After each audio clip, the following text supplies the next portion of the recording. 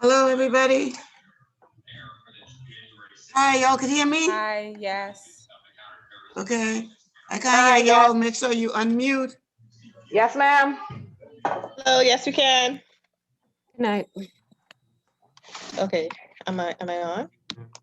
Oh, it's connected. Here you go.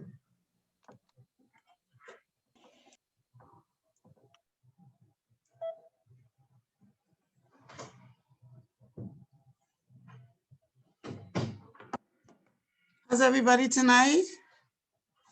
All good? Yes, we're good. Yes, ma'am. Well, y'all better be happy because I'm happy. I got some good work. So that makes me feel really, really, really good. Before we start, I like to tell you all about, in particular, any papers that truly, truly, truly excited me. And on your motivation, I think that you all grasped that and for the most part were able to relate it to your workplace really, really well. There are perhaps just two things I want to mention. One I want to mention because I wouldn't say it came as a surprise to me, but this in all my career, and y'all could tell I have little years on me, okay? And I have been in the field of training and human resources and all that sort of thing since I came home from Canada, and I started in '76. In all of that time, I have lectured for BTVI, I lectured for COB, I did them for 10 years. I did Bahama Host, I did everything you could possibly think of besides, as well as my own company, Transformation Strategies. And so I would have touched very, very many people in very many organizations. I ramble on with that to tell you, in all of that time, I have never felt in my heart that there was a paper that came in that I could not find a shortcoming for. And therefore, what that would mean is I have never, in my lifetime memory, given a perfect score on a paper of 100%. And like, I just wish that you all could read some of these papers so that you compare it. Because remember when we started off talking about the importance of culture and environment and organization. And who's that giving me all sorts of technical noise? Is that you, Grant? I'm sorry. I'm so sorry. I'm just leaving work right now. I'm so sorry. Walking out the door. I'm sorry. I'll put the mute on. I didn't realize it. Good night, everyone. All right. We see you for real soon. Yeah, and we started, and every week when we do these things, we did them for a reason. I put it together the way I do for a reason, because they all feed into one another, and each session feeds of another session. And so when we talked about the environment and the culture of your organization, that provides the framework for what you do in that organization, for policies and procedures and and your core values and how you see things and how you do things. And one of the things that comes out to me in your work is the different types of organizations that you have. So I began all that by saying there was a paper that brought me complete. It was so well done and on point. It brought me complete joy, and it in everything. The presentations, the graphics that were chosen, the laying it out, and I also look for you in your work.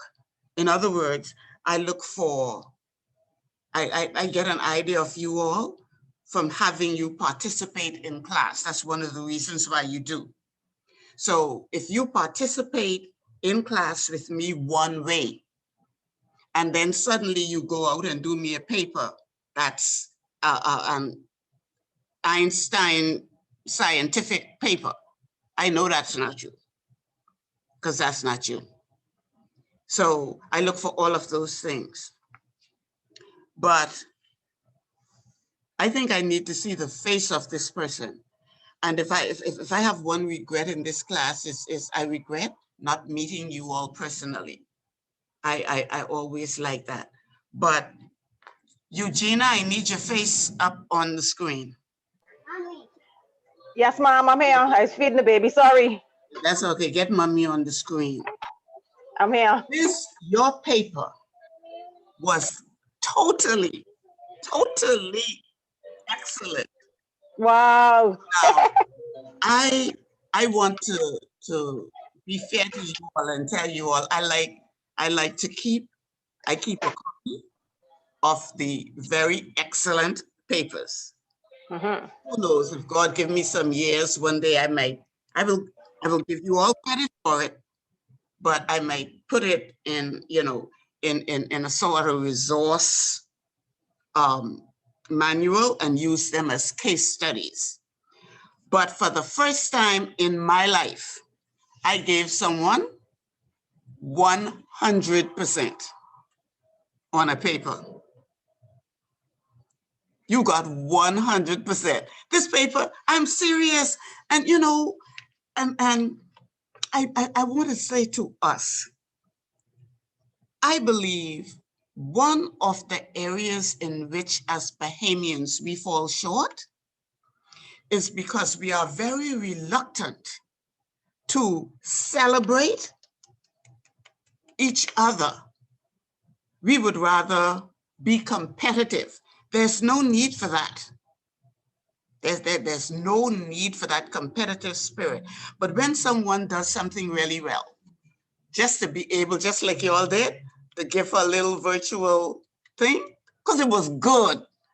And Ms. Marcel will lie to you. This was good.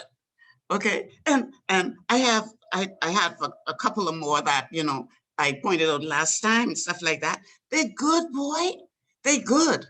And compared to the first session in particular and second session, oh Lord, my heart had already sunk to the bottom of my feet because I say this ain't going nowhere.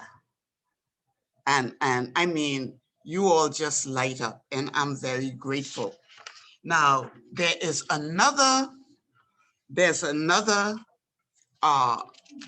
paper that I really want to mention.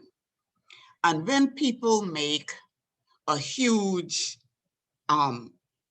giant step, okay? Some of y'all used to y'all 94 and 95 and stuff like that. So every assignment. So, don't expect to hear nothing. But when someone really, really, really takes a huge jump from a B to A+, you have to give them kudos. Now, here's the thing. I hope you all are realizing in different areas of HR, your strengths are being illuminated. And that's fine, because that's what life is about. But Lorraine, I have to say, this is tremendous. Really good work. Your work. And in this area of HR, you really, really connect. You really, really, really connect. So you connect so much, you did a 95%. That's an A+ connect. This is your strength. Well, so far. Thank you. Yeah, this is your strength. And there are, like I say, there are people who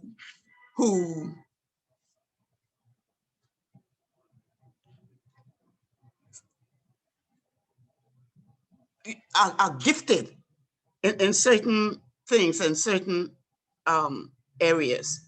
And to me, that your work was beautifully done. And I wanted to point that out. And then, you know, we have our people who been understanding this thing from day one and really, really grasping it, who rack up their marks, like Janice, a 96, and her, and your A+. Adina, where's Adina? Adina, I haven't been able to see you, right? No. Yeah, I wish I could see you because you do pretty good work. And I mean, I would like to look in your face telling you, your work was very well explained. So you got yourself an A, a 94. Oh, great. Good work. Thank you. There's Bridget. She's coming later. She may as well come so I can say what I have to say to her. Which isn't bad, but don't put me up on a A high and then drop me down below that. That's not good for me. And Greer, if Greer's on, Greer, you did another good paper, 88% A paper. And then who do I have here? I have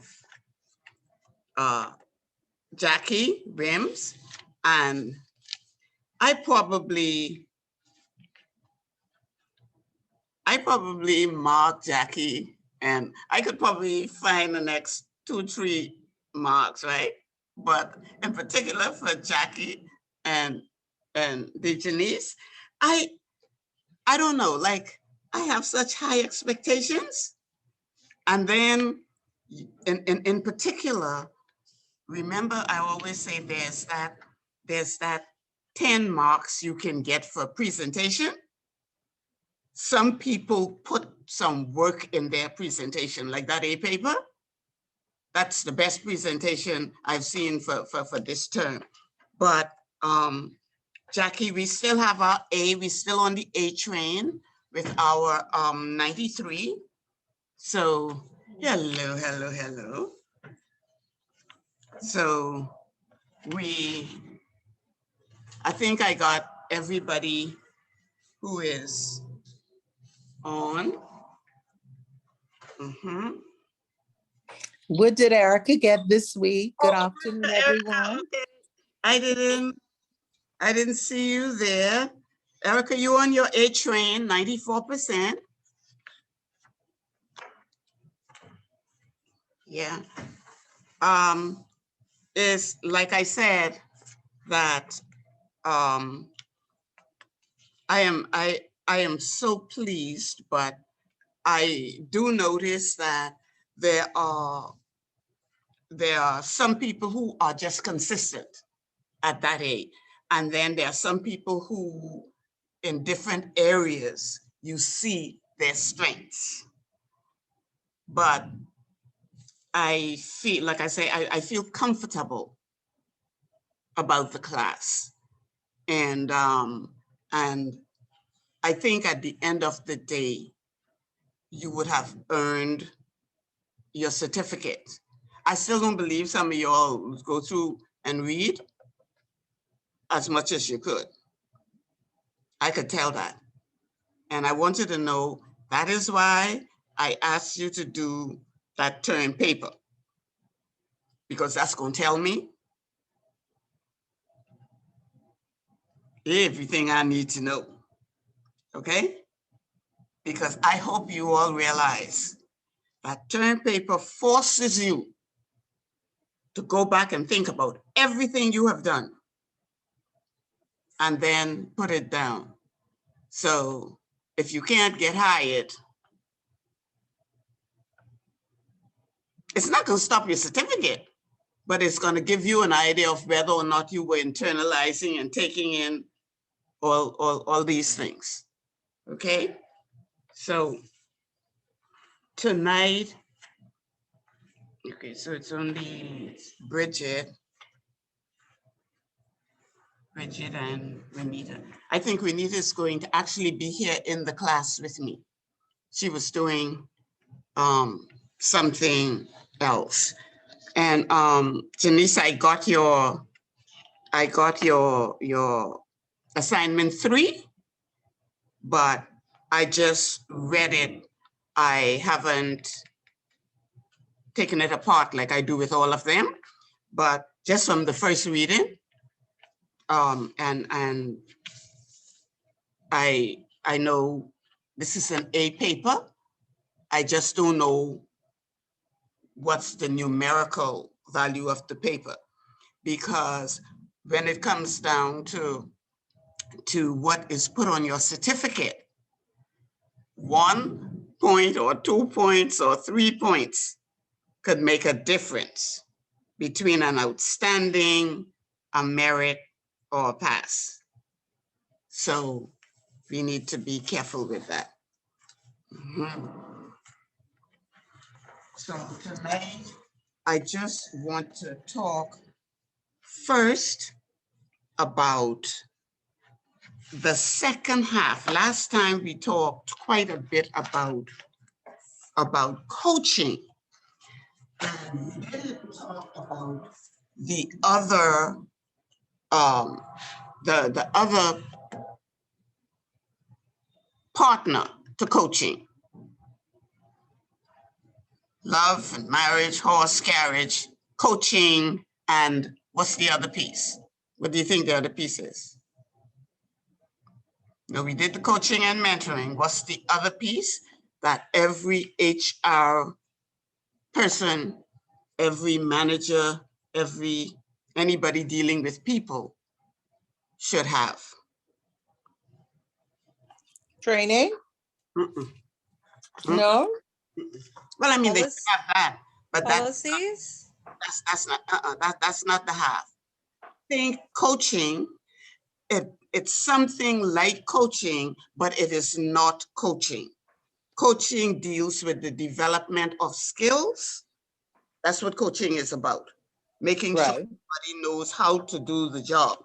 Mhm. And there's another half. Oh, mentoring? Nah, Cross training? Correction? I don't know. you need this other half for corrections, for discipline and correction. Because you ought to do it before you correct or discipline people. Explain, expectations? Yeah, but say, y'all gotta beat up yourself when I say this word. Examine? Every HR person should be see, the HR person isn't the A coach. terminator. You should be ashamed of yourself. I only clowning, sorry. No, come on, man. See, the HR person A isn't the, cheerleader? An Not a example?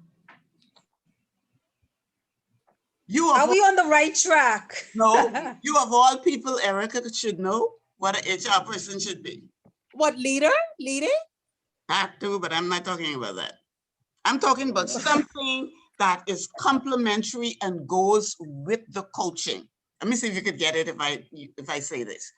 Think of, say, a manager is trying to work with you. They're doing the coaching. They're showing you what to do, but you can't pick it up. You can't catch it. And so A teacher? the manager then comes to HR and say, listen, all I have done, this person Mhm. don't seem to be getting it. Okay. What Development? I'll do. Training? A resolution. She said ain't training. Let me say, Career development, I don't know. okay, so put career development, put talking to, Oh, you document the stuff. put all of that under one umbrella. Career partnership? Give us the word, I'm lost. These two words always go together. We ain't gonna forget it this time, boy. You know something? I did not put it in your resource. I didn't put the word there because I wanted us to have this conversation. Mm. Every HR department, HR person should have some counseling. Oh, counseling, ombudsman. Job. Yes. Oh, And yeah. a huge part of HR's job is to counsel. Yeah. Remember, I think it was the first or second session when we talked about performance appraisals, we mentioned it, and talk about how managers should be very careful and cognizant and how they're filling those out. And when they come to HR and HR looks at it, before HR put those things away in files, HR needs to know the status of that employee, how they're doing.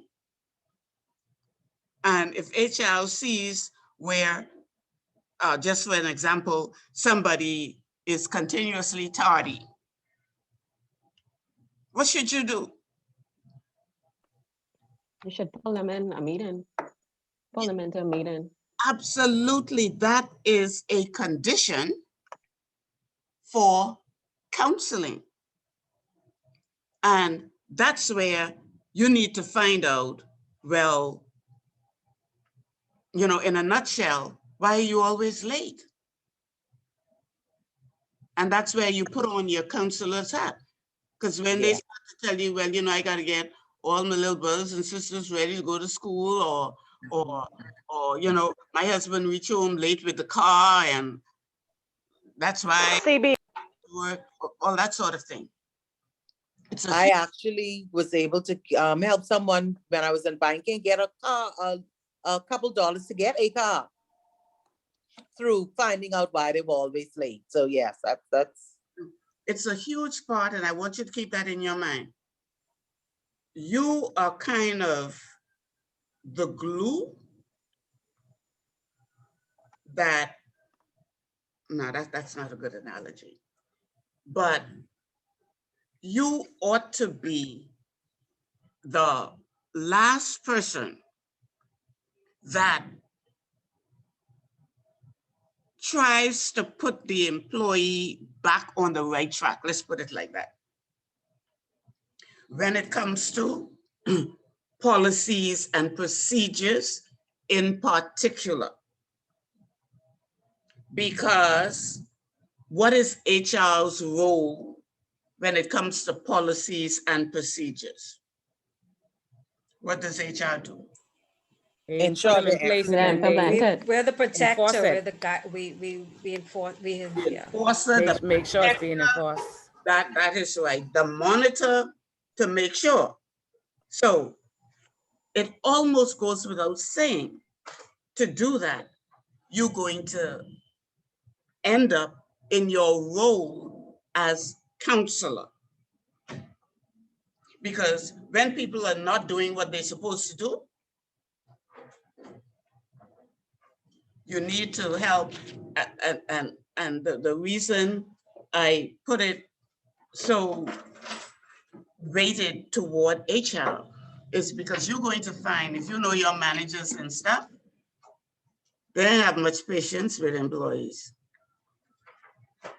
It's either you're going my way or, you know, and so they'd say, they'd see the employees coming in late and they would let them come in late. And you know their idea of correction is, you late again.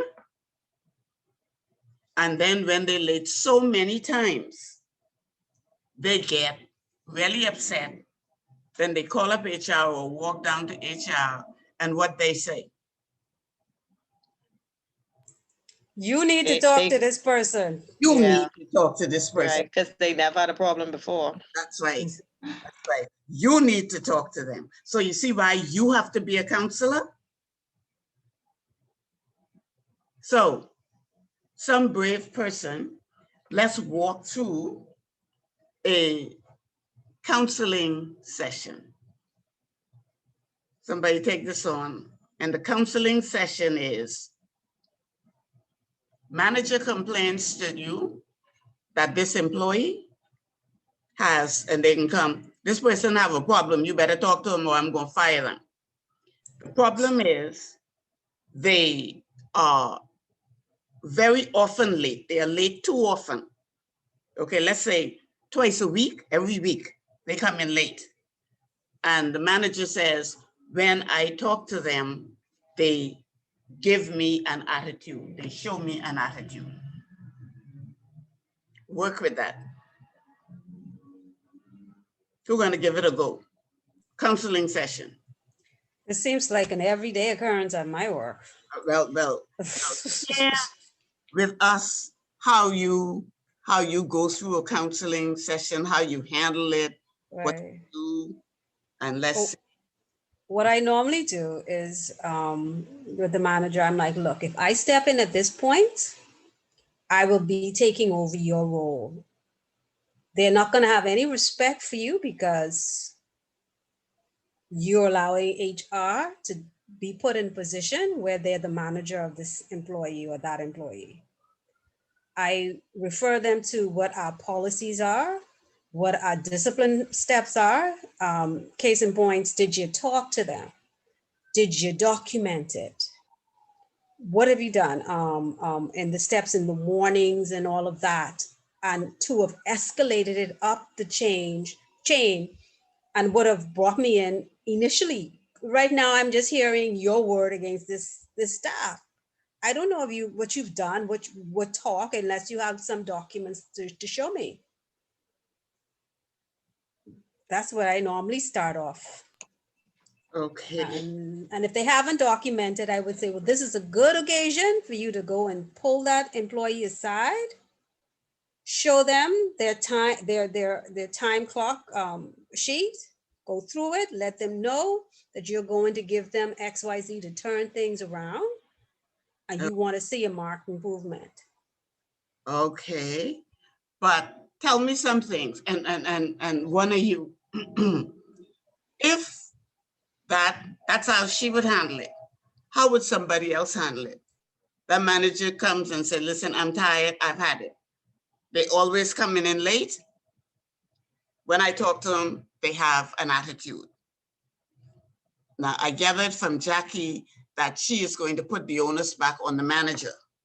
Did I get that? Did I hear that right?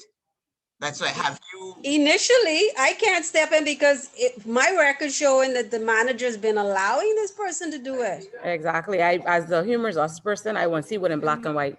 Yeah. What if you I want to see what in document writing. I can't go by hearsay. Okay. All right. Anybody have a different take on that? Because see, I have a different take, but I don't want to tell you my take until you tell me your take, what you would do. Benita? I'd pull the time sheet. Benita actually make me take that. I would pull the time sheet of the employee and refer to what is the policies and procedures of the company. So if you're able to show me that the employee was late, 8 times in a month, and the maximum is supposed to be 3 times in a month, the first thing I would know is why was this employee never written up, if that is what it's in the handbook. All right. I want to know why initially the company policy was not followed. Why are you just coming to me now? Okay, that's So to me, the two of y'all in breach. Yes, they're both Both in of y'all in breach. breach. If I write one up, I have to write, and I told them this, if I write this employee up, I'm gonna have to write you up because you're not following what you're supposed to be doing. You know, and if you don't, if they, and I've had employees come to me and say, when I have pulled them aside, say, hey, what's going on? Why? But she never said anything to me. Or we had a conversation and it wasn't a problem before. Why all of a sudden? Or see this other one down the road in the same area. She comes in a lot later than me. Why are you picking on me? But that's just it. Then you refer back to the employee handbook. So it doesn't matter what I think. It don't matter what your manager thinks. It's what the company already outlined. Exactly. So I shouldn't, you can't even say, your argument can't even be why he or she just mentioning it. Yeah. Because every employee is given an employee handbook. That's true. So I shouldn't even have to say anything. You already know. When you got there, you knew. When you swiped in, you knew. So I refer them to the employment letter. It spells out the times you're supposed to be to work. Let me see if I can find. I understand where both ladies are coming from, but I think we still need to look at it from the point of view as to, well, I would want to know, why is this employee answering you with such attitude? How are you coming on to this employee? You know, as the manager, are you just jumping on them or what? Did we take the time to find out why this employee is being late? It has to be a reason. They ain't just walking in late all the time, seeing that it's only like what? We already established that it's twice a week. Something may be happening twice a week. Did you try to find out what was happening? a lot of times too, the employee handbook also outlines in the event that you are tardy or going to be tardy, that you would let the process. So it isn't even right. It isn't even about me chasing you to find out what's going on. It's also outlined usually, like I say, in an employee handbook, or even in, let's say, orientations. At least everywhere I ever worked, they would let you know up front, okay, we understand that things happen, but we need you to let us know at least, let's say, a half hour before your shift. If you get a flat tire, you know, quickly give somebody a call and say, hey, I have a flat tire. That's why I'm tardy. I shouldn't have to chase you to find out why you're tardy. This is true. This is true. But so you're an adult, so you know, just communicate. That's fair, but hold on, Renita, you wanna?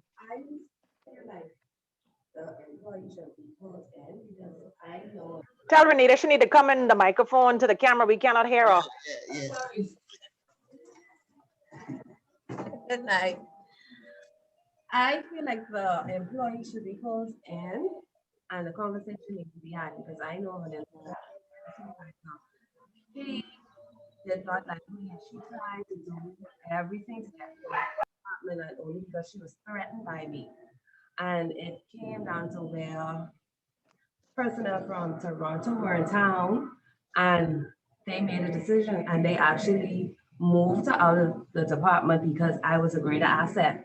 And so she was literally mean to me for no reason. I'm telling you, one time she actually threatened me in the manager's office. And the manager had to pull her and she had to get written up. So I would put in that employee because it could be a case where the manager could have something personal against that employee. Yes, you have to follow the procedure. But human nature is not everybody's right. Not everybody who's in management is a person. I would have that conversation with that manager, make sure that all their ducks in a row, but then I would need to see that employee as well to get their perspective on it, seeing that it's actually coming to the NHR. Yeah, I think I like that way too. Do you see why you all had such a huge problem finding the word, the other half of coaching? Because y'all don't have no heart. Yeah. You're heartless, man. Yeah, and that's why I said it, the human part of it, we have to find out the root of it. Yeah, we got the policies, yeah, we got this, but we dealing with humans. Yes. You know? Something, just that employee coming into the department, and just, this is where your skills now come out to open, how you say, to help the employee to open up to you, to let you know that why is it these things are happening. And you can talk to the manager, but remember that if the manager comes to you and tells you, I have this problem, honestly, most managers don't have a lot of skills, especially human relations kind of skills. They don't. Remember, your managers are more operational people. Remember we talked about that? We always refer to them as operational managers. That's because they're more concerned with how we get to the bottom line and A, B, and C, as opposed to working with their people, trying to get the best out of them. And I know a couple of weeks ago, a few weeks, we were talking about something, but I mentioned much the same scenario, Renita, as you did. And the scenario was, you all remember me saying, a salesperson would be working in one store with a manager, and that manager would come and complain, that's the worst person in the world. And a lot of times it's for kind of reasons you talk about. And we would take that same employee, counsel with that employee, hear what that employee has to say, and put them in another store with another manager. And they became top-rate producers, beautiful, wonderful, good attitude. The next manager always talk about how wonderful they are, how good they are. It's absolutely amazing. And so, yes, policies and procedures are there to be monitored, to be reinforced, to be followed. But HR, you have to also be the heart of your organization. When that person comes in, or when that manager refers that person to you, you really, it's a part of your job to see them. Now, you don't have to pass on any suggestions without first talking to the manager about, what you did and the conversation you had with the person and all that.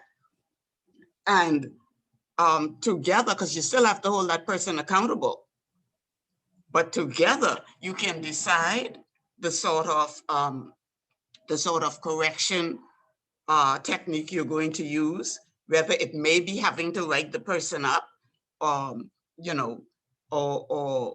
what you're going to do, put them on probation with their tardiness and attitudes. You could suggest that for a month, 2 months, or whatever. But remember, HR, you are a counselor. That's a big part of your job. You are also a guide and a leader for your organization. You should be the one saying to the manager or giving the manager, they may not take it, that's not the point, but you should be giving them guidance on how they deal with people. I have had experiences with some companies and some people, even in the companies I worked, because I worked in, they were big, loads of employees, 500, 600 employees. And honestly, the way I heard some managers speak to employees, if one of them had spoken to me like that, I'd probably spit right in their face and not only get fired, but go to jail. Listen, I have heard there was a lot of structural work that we had to do to deal with some of our Bahamian managers. They don't come easy. Y'all need to talk to some of these hotel people, hotel workers, okay? It's because they're not people and things, okay? And the sad part about it, the thing I noticed, that they would talk to the Bahamian worker really, really bad. But when they talk to the foreign, different color than me person, like they talk almost with docile, servitile, that's a word. And they use the Queen's English. That's true. That is true. And so it's almost like it makes me big to talk down to you. It makes me big to, to make you small. And HR, I'm going to tell you, in order to be able, and maybe you could turn it at the bottom of that Shaw coaching, that framework, that would still be last session, session 5 on page 6. I'm right down there, where you have correction, where we have correction and discipline. Write a big counseling in big capitals. That's why I left it out, so we could have brought attention to it. Okay? You become, like I put there, HR role is one of policing, monitoring, and reinforcing policies and procedures. That cannot be done effectively unless you exercise, where appropriate, your counseling skills. Everybody deserves an opportunity to change. They may not take it, but you, HR, you're the person that does that. So in your counseling role, the thing to do is to try not to make it personal. And remember this, when you in your workplace, if your mama there works with you in that workplace, your sister, your cousin, your friend, I don't care who, those relationships exist outside of the workplace. Once they come in the workplace working with you, they are another employee. Can I say something, Miss Marcel? Most certainly can. Okay, this like a little personal thing, right? Mm-hmm. I've been dating my husband for like 14 years. I used to work at an insurance company, Mm-hmm. and I met him. I met him on the job like a few months after I started working there. We were talking, we were dating. He was a assistant manager there, but he was also an HR manager. Anytime someone new came into the building, they would never know that we were dating. We even got married and everybody was invited. But anytime we are around each other, he was Mr. Wilson and I was Miss Wilson. We never showed like affection and nothing on the job, no nothing. And when someone new came on the job, they say, that's her husband. It's like, no, because she say Mr. Wilson. And people never know. Like you say, you never supposed to show it on the job. And if I did something wrong, he would pull me and I say, baby, stop. And he's like, we the work. You do the right thing here. Bring me home, I'll correct you another way. But other than that, do the work and I got to do my job too. Mm-hmm. So that's just a little something.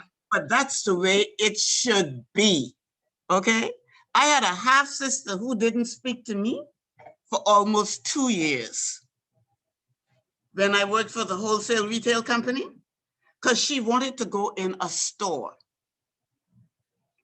that, she had the right personality, the right all that, but not for that store.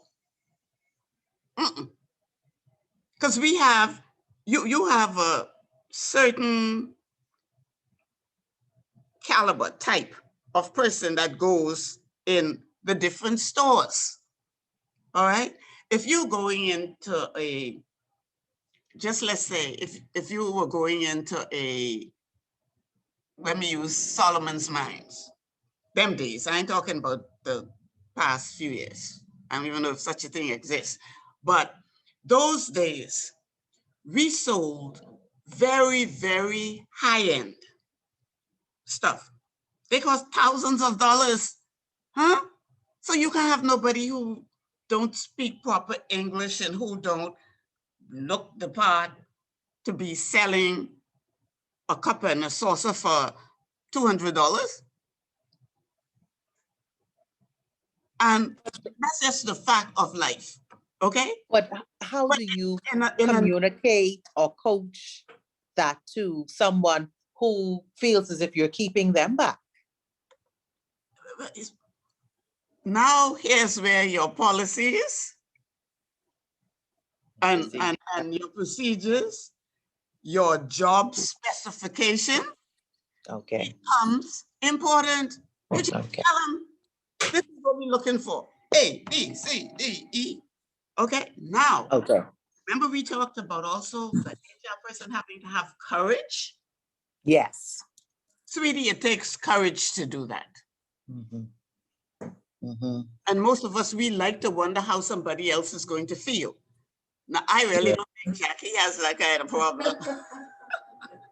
Jackie could tell you but that's what you have to do. And I had to tell her, I can offer you something, but not where you want to go. Wasn't nothing personal. Okay? She took the job, but she took it with an attitude, which made it even worse. Okay? But the thing is, we had criteria for the different levels of stores. Okay? If you try to sell someone a $32,000 bracelet, you don't think you have to be able to converse, to communicate? You have to articulate that to a T. To articulate, that's the word. And so it's no, it's just no problem. But you have to have courage. And a lot of HR people these days, I will tell you, they don't have no courage. They don't have no courage. Why you think we couldn't get that question right? Because we've been in companies where there was no hard counseling. I know. So yeah, so we came up under, we didn't come up under your leadership. So we only could, share what we know. Don't worry, a lot of people who probably think I'm as crazy as a bat, but wherever I went, worked. And when I was in there, you asked them what happened. Okay? No, because I thank God that I could see it objectively. And I don't care if you like me or not, because I'm gonna tell you something. You all be very careful when everybody in the workplace like you, because you know you ain't doing something right. You understand? Because people are like this. As long as you are doing what they want you to do, they like you. And this is why it's never personal. It's always this. These are the parameters we work in. And that's why if in your workplace, those set parameters are not there for how you do everything, they should be there. I will give you all an example, and I really hope she doesn't mind, but we ought to be in the business of sharing with one another and where we have strengths to help each other. But Jackie wrote a stunning email letter to her organization regarding emails and how you communicate and what you should put in. And I cannot imagine anybody being upset over that, because I would have been so grateful for the clarity of what was laid out, what is expected of me, all that would have done, or all that would do, is make me want to do better, make me want to present myself and my company better. But do you all know you have a lot of people who resist those sorts of things? Who she thinks she is? To send of this.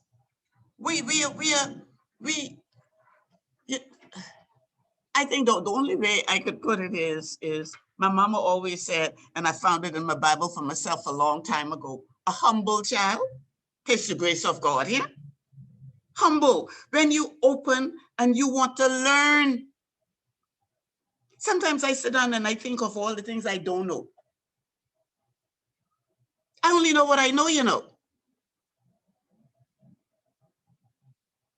I only know a tiny little bit of what you all know.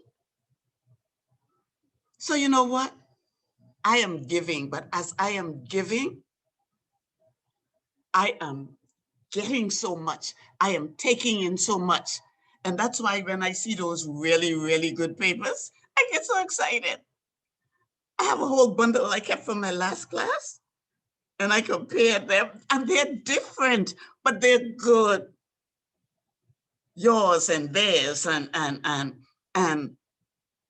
every time I leave somewhere, I know something else. You hear me?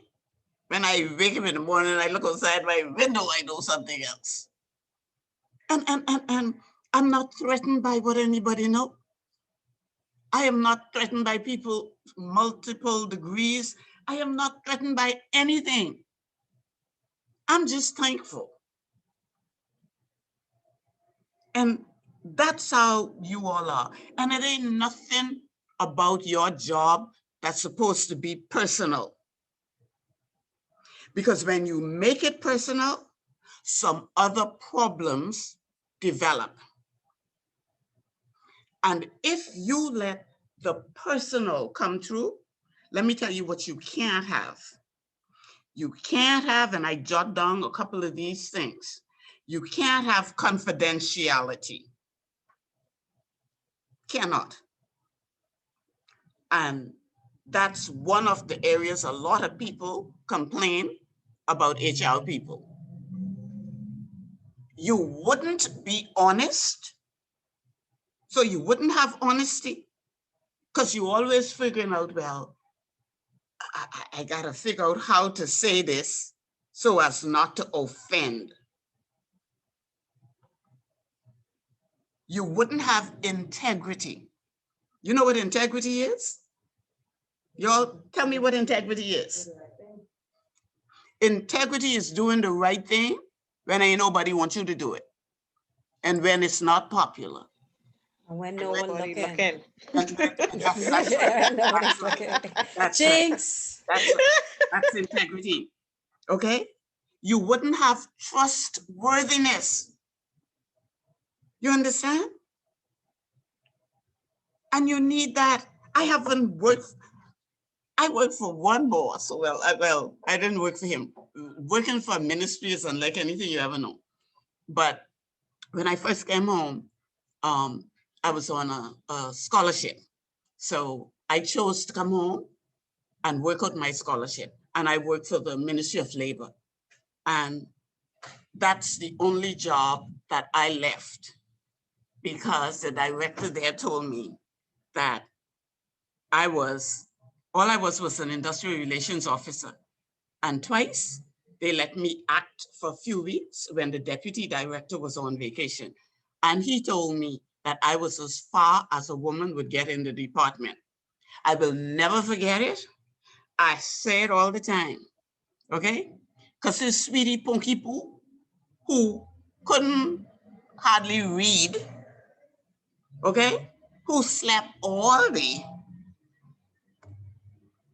ended up being promoted. So you know what? I figured I didn't have to go through that.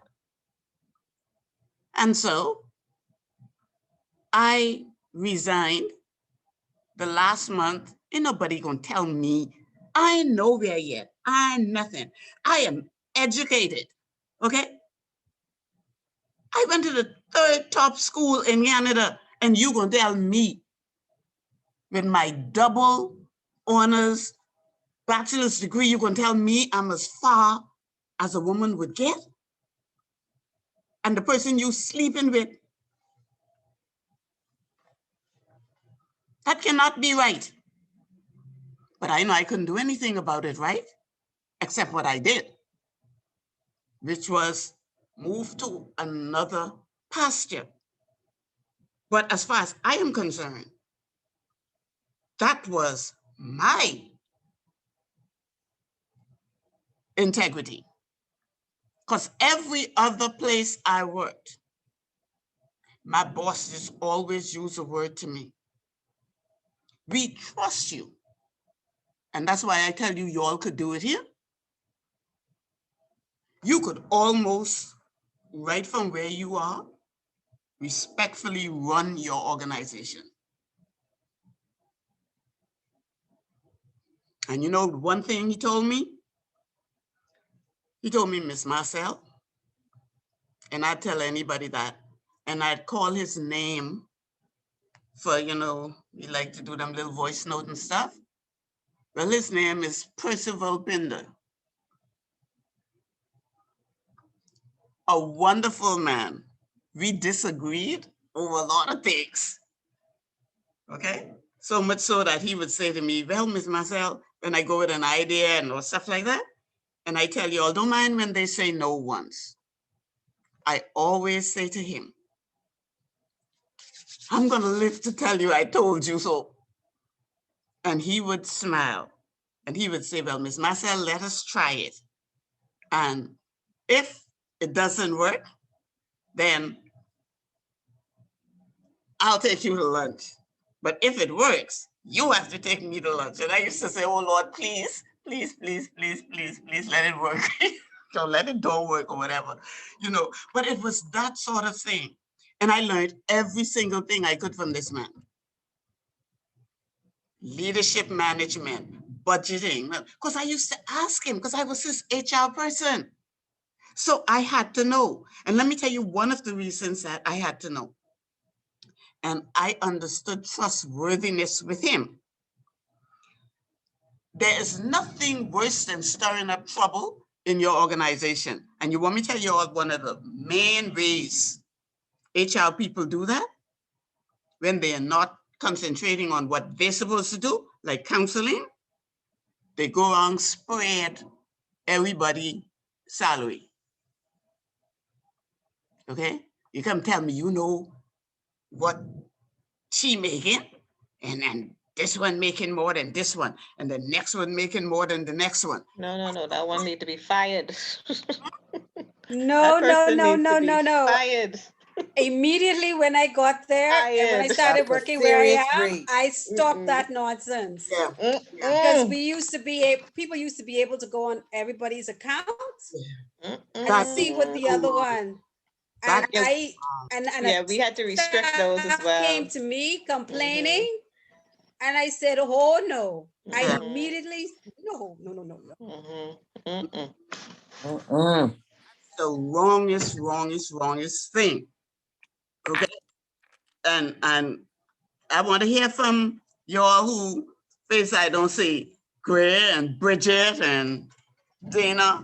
Let me hear y'all. But that is The list of questions. when you don't. Let me tell you, when you're not a trustworthy person, you do things like that, and you could break up an organization. So there are things that can be done to mitigate those circumstances.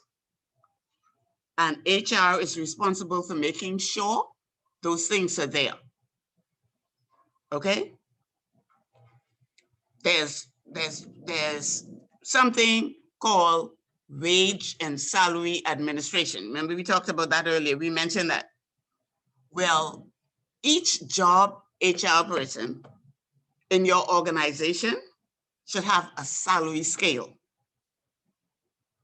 You come in at this and you could only go here. That's going to save you a lot. When some of them salespeople who been around for like things like 20 years and stuff like that, right? They at the max. What do you want? The company always did a cost of living increase, whatever that would end up to be. But if you are at the top of your scale, and they used to come to me with really crazy things. Well, Miss Marcel, I ain't had a raise for 6 years. And I would say, no, that's not exactly true. Because every year we do a cost of living. Well, Miss Marcel, you know, and then I would say, but what do you do differently?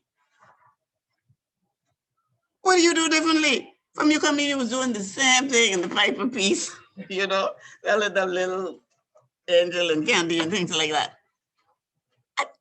Listen, I truly believe HR does an injustice when HR doesn't try to make employees understand what is going on. Right now is a perfect time. How could anybody fix their face in this economy to go into an organization that has been either closed down, open couple hours, have to close couple hours, in other words, they ain't making no money. How can you fix your face to go in there and say, I should, you know, I should get an increase, or I should. Y'all with me on this? It's totally. Yes, ma'am. Yeah. Miss Marcel, I work at the bank and we were surprised we even got a bonus because we knew how horrible the year was. And mind you, the amount we got was much less than we had in the previous years. And when my head of the department called me and told me what it was, I said I was shocked and I thank you because you did not, and not saying Grateful. him personally, Yeah. the bank did not have to Do that. give us something. And normally the following January is when we usually get our increases, even though we're with the union or what have you. But no one peeped because it's like, okay, we still got our job. We were able to come in through the whole pandemic. Like, you know what? Let's just build up to what we need to get to, and we'll be okay. But me personally, I was so grateful that I even got that extra because I was expecting nothing, absolutely nothing. And that is how it should be. And this is why you need to know your organization. Like I am sure, Lorraine, with traffic not being able to move freely through the world like it was moving, I cannot imagine that you all didn't probably make, how you say it, your quota or your budget for the year, or because nobody did. No. Nobody. And the thing is, I think 2020 was the worst year in DHL Bahamas history. That's right. They didn't want to lose any staff. So we actually on reduced hours also for the first time in DHL history. That's right. Yeah. But Orton, that's the word, Orton, that don't sound right. Ought not your employees, Lorraine, be grateful? We are, because like I said, they've let nobody go. That's right. We didn't get a bonus either for the first time. Also in DHL history, we didn't get a Christmas bonus, but everybody's grateful that we still have a job. That's right. And so guess what? You're going to have employees who still complain. That's where the counseling skills of the HR person comes in. Because HR ought to be able, I'm not saying that they're going to accept everything you say, but you ought to be able to talk to them and let them know, hey, look, through it all, we are lucky to be here. We are blessed to be here. And I still don't think it's sinking in to all of us how blessed we are. But like I said, HR could only help in that way if HR doesn't take things personally. And remember, HR, you're supposed to be the leader for your organization. because you know what you're in charge of. You pretty much, HR oversees perhaps the most, or if not overseas, let me use the word, maybe coordinate the most important functions in the organization. And I even say that thinking about finance, because if some things aren't done right at the beginning, it's going to impact the finance. But you think of all the things HR coordinates or ought to coordinate in a company. Recruitment and selection. You may not, HR may not actually say, I hire that person, because I don't think that's HR's place, but it's surely HR place to find the best people to refer them on and make recommendations. Okay, so you talk about recruitment, hirings, the recruitment and selection, let me put it like that. That's the biggest thing in an organization. Because next to the products, well, an organization may be products and services, but one leg of the stool is missing. You need people, that human capital. HR must get involved in the coordination,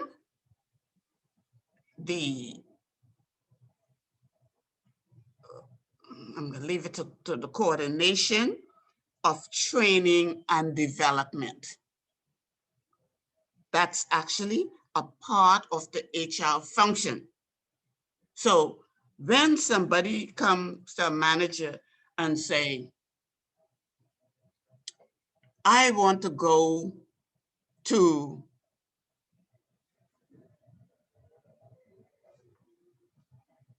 I got a Marcel's one-day training seminar. One of the things that HR can do actually is create a policy where HR has to be a part of that team that gives the okay. That is the manager and HR. Why? Because HR has access to what the employee has been doing through the employee's performance appraisals. Okay? Many times, people, I know I did oodles of seminars in my days.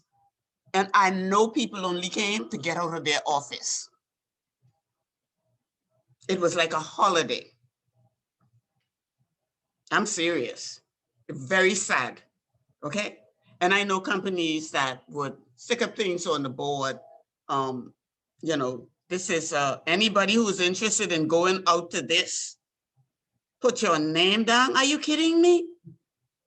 You're supposed to be going to training that develops you, that make you better, that improve your skills, either your actual competency-based skills or your attributional skills, your leadership skills.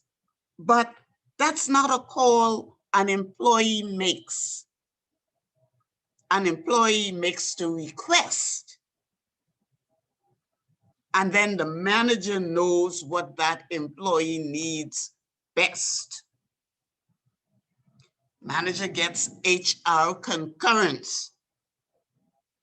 Because some of them, if you have the wrong relationships in the office, some of them send their sweeties out, or they go out to the seminar with the sweetie. Now, y'all don't pretend like y'all don't know that's how these things work. All right? Okay? And the people come, let me tell you what the people do to y'all. The people come to the seminar. They come in late and they leave early. The seminar is supposed to run till let's say 4:30. So they come 10. Then there's a break for lunch. They come back late after lunch, and then they say they gotta leave 3 o'clock to go pick up their children. Now, every now and then I used to flip and give them a piece of my mind, okay? But many times I didn't flip because I figure if that's what you send to the seminar, just, once you pay me, that's your problem. Because if that's all the care you took in sending them out, do you not know that that's money? Because some of these seminars ain't cheap. That's money. And that's why I'm saying to y'all, if you all invest in this, soak up everything you can. Other than that's not worth it. It's not worth it. When you leave from here, you're supposed to be better. And the good thing about this, you don't have to be in HR for this to help you and make you better.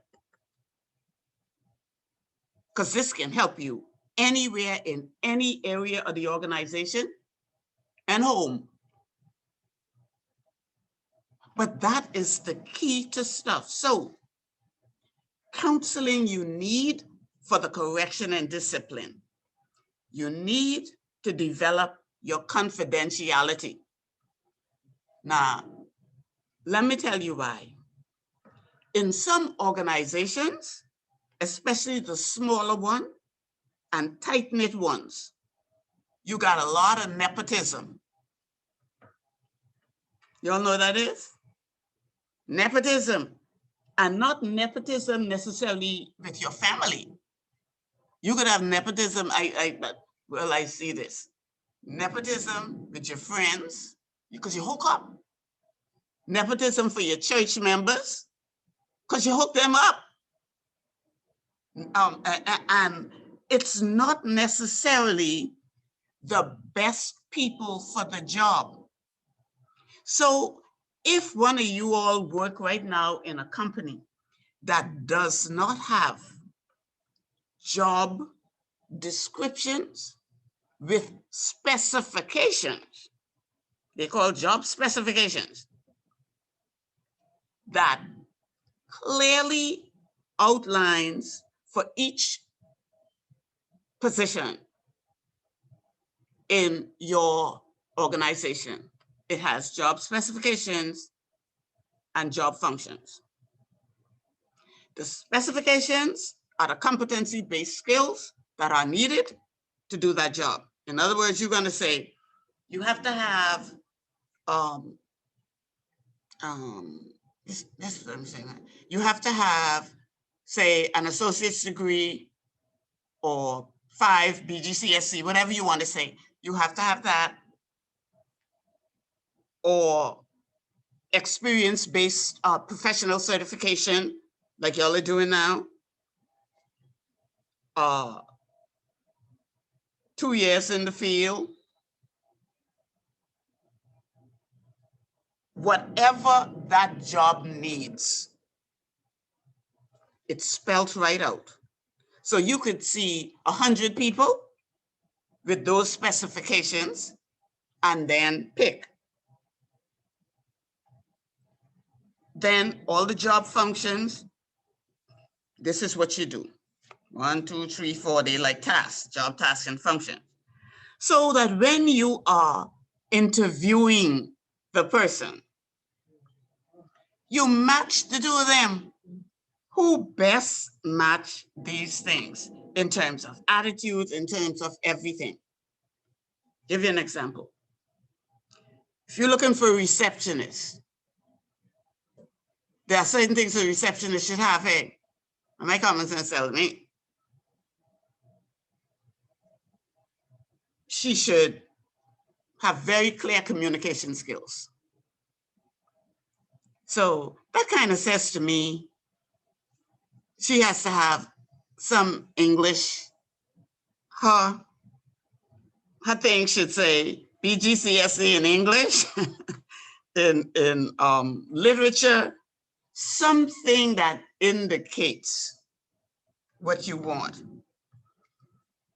Pleasant personality, and when you get to that function, expected to smile. Listen, I used to detail it right out, you know. So when they tell me, Miss Marcel, They don't pay me enough to smile. I said, oh, hell yes, we do.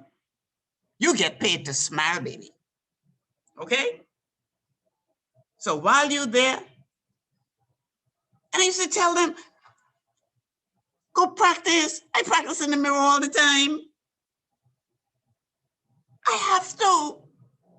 I practice because other than that, there is a tendency for you to be, nobody won't even see you. And if you think I'm lying, you watch all the people who on the road driving. You watch them morning, you watch them day, you watch them evening.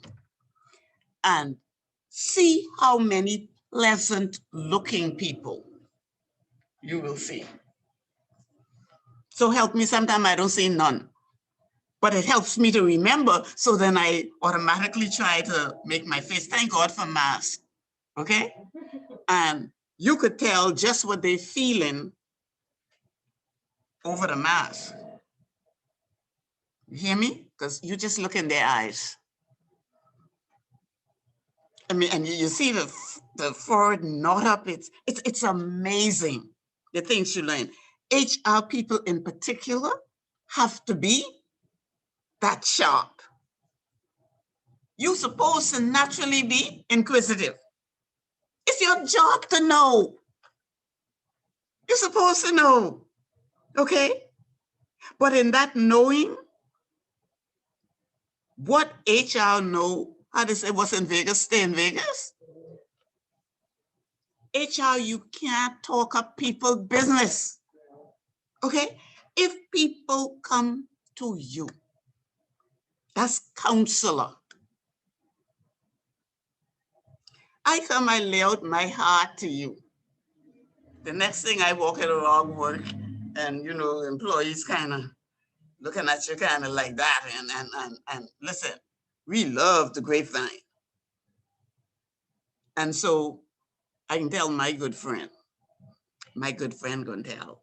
And these days you gotta watch because they be right there. You try to counsel them and they're right there taping you for the voice note that's going around. Okay, so this is why what you say, if you just say what you're supposed to say, you wouldn't get in any trouble. Okay, things have changed. So you have to be confidential. You have to be honest. You have to have integrity. You have to be trustworthy. And if you are in HR, you don't have any friends in that organization during your workday. You don't have none. And if anybody asks you anything, you could answer them, you know, well, you know, like anything about like someone else. Well, just ask them, how do you figure that that's your business? How? Hey, I said that to somebody. Yeah. In fact, I came right and told them that ain't your business. What Yeah, even the other that's person's not your business. for? That's not your business. Okay? And remember now, you have the opportunity, turn on your page 7. You have the opportunity, that's policies and procedures, to suggest or make the policies you want to suit your organization. Okay? I cannot imagine, Erica, somebody come to you, laying all their problems for you to support and help them. And then you say, let's pray. Oh, Holy Spirit, I lift Agatha up to you tonight and just, you know, lift the burden of her and do this and that and that. And you go home.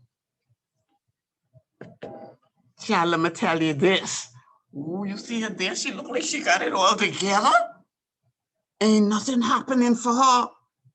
Girl, she just tell me that may the angel slay you. You understand what I'm saying? But these are some of the things we do and call ourselves HR. Yes, ma'am, I do. Yeah, yeah. That's not HR. That's not behaving like an HR professional. No. Okay? So you have to get yourself up on that level. Because remember now, you represent your entire organization.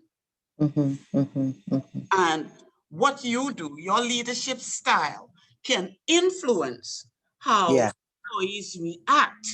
It does. To your clients and customers. Absolutely. Because you could help make them feel better. Or guess what? They could leave your office. They come hating their manager or supervisor. And now when they leave, they hate you too. Yeah.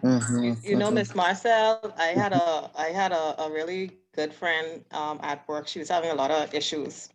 And I was really feeling it for her, but she didn't feel comfortable going to our head. And so because I've worked in the HR department, I know that lady who is one of the officers there. I said, why don't you go and speak to her since you don't feel comfortable? Oh, but I don't know. I don't want nobody talking. I say, listen, I can tell you for a fact this woman is a vault. You speak to her, let her know what the issue is, and she will be able to guide you. I guess that's where the counseling comes in. She will be able to guide you in terms of if you need days off or whatever. She will have you still within the policy of the bank and you'll still be safe. Try it out. So said, so done. And I have to give it to her, the HR officer, because when I say she's a vault, you can go to her with anything. Sometimes I joke with her, I say, listen, if I kill someone, I'll come tell you, because you ain't telling nobody, because that's how confidential she is. And because of that, she inspires trust. I can't imagine how much people just go to and how she's deal with it. I am sure people come to her with all kinds of different issues and stuff, and she helps them and they go along their way. And it's all within the confines of the policies of the bank as well. She's not talking down to you. She'll let you know, okay, so this is the issue, this is the case. You may not have been too right in that area. Let's see how we could fix it, and I've always admired her for that. That sense of confidentiality is like top notch. It's perhaps the greatest gift that you can have and ask for is because it doesn't, listen, if you're not confidential, it wouldn't help your organization. It wouldn't help it. It'll make it an awful place to be.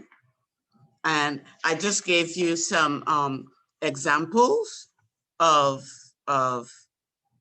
policies, that, the different areas that make sure that your organization have set policies for everybody to follow. That's on page 8.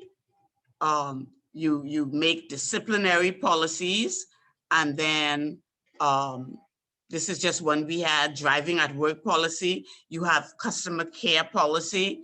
You have fire safety policies, training policies, stress management policies. There are all sorts of policies an organization has, but they should all be very, they should be kind of housed in HR, because at the end of the day, whatever policies you have, HR, remember, you are the custodian of those policies. Now, I'm gonna ask you all, because I asked you all to think about it, how we deal with that, but how we deal with this case study on page 9, the session 5 case study, counseling, correction, and discipline. But before we go to that, I just want you to turn to session 6, because I want to talk a little bit about HR's management role. We've been talking about management, HR management's leadership role. That is building influence, guiding the organization team, guiding employee performance. And we've been talking about some of that as we got up to this point. But what I want to ask is, you know, last time we talked about coaching and mentoring and modeling, and you know, we said something. Sometimes people say they want to be your mentor, they are your mentor, but all they want you to do is do all their work. So I want to ask you a question, and I put a little spurb about leadership, the art of leadership. Leadership focuses on people, on human wants and needs, and on creating an environment where motivation can occur. That's why we spend so much time talking about motivation. To be an effective leader today requires looking at the wants and needs of people in new ways with new perspective. This is the essence of influencing by design. And Greer Flowers, that is where I want you to be. Influencing you in a new a new job, I think, or a fairly new job, where you have the opportunity. And now let me tell you this, Ms. Marcel isn't saying it's going to be easy. She's not saying that it's going to happen all at once or in one day or week, but you have a great opportunity to influence by design. Now, I watched some of the work that you hand in, and out of that work, based on some things you've said, you know, that could happen in your organization and some things, if that work is true, you will find a way to begin to put together local internal policies and stuff that, you know, everybody can abide by. And don't ever get discouraged when they are not taken there that first time. Because I tell people all the time, timing is very important. You may go with something today and your boss saying, nah, I don't think so. That's not going to work. And 5 days later, you could do with that same thing, and he in a different mood or she's in a different mood, and you can get different results. So one of the skills of HR is learning to read people. That's important. Know when that opening is there for you to go and have you say, because if you go, the head is someplace else, you'll probably get your feelings hurt. So, I'm sorry to interject, but I can definitely appreciate that. In fact, I was having a conversation with a staff member a few days ago, and our head of operations was in the office at the time. And it was more of a coaching session because the staff member was struggling in you know, some of the key elements of the job, the core of the job that they do. And, you know, I know from experience that even in sales, when you're trying to sell someone on a product, you have to meet them halfway. You have to mirror their personality. You have to completely understand this person. You have to find out their wants and needs in order to help to resolve that. So when I was done with the conversation, the operations manager said, you know, Greer, you know, I was very impressed in the manner in which you handled that conversation, because you met her halfway. You met her to where she is, and you comforted her in her position, and you brought her out of that and helped her to understand why it's important to take on the training, because she's 68 years old. She's decided to continue working after retirement age. So the younger members on the team are moving faster than she is, and they're more innovative and they're coming up with ideas, and she's kind of falling behind, but she's motivated in her own way. So it's a matter of digging deep down inside and finding where I can best utilize her skills and help her to just grow in her position. Well, I'm glad you added that last piece on, because if you notice, I folded my arm. And I folded my arms for a reason. When you find an older person who can open up their minds to absorb and want to make changes, you have found a needle in a haystack. You hear old dog don't learn new tricks? But 90%, I would say that's about 90% true. Okay? She taught English in Paris. She started working with Active Trades in the London office. So she spent a majority of her years in Paris.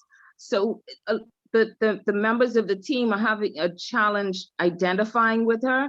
I mean, this lady has had dinner with Nina Simone. So guess what? She's in the wrong place. She should go to Paris and sit on the sidewalk and have cafe. Okay? See, but Greer, what you're saying is so valuable to this conversation we are having.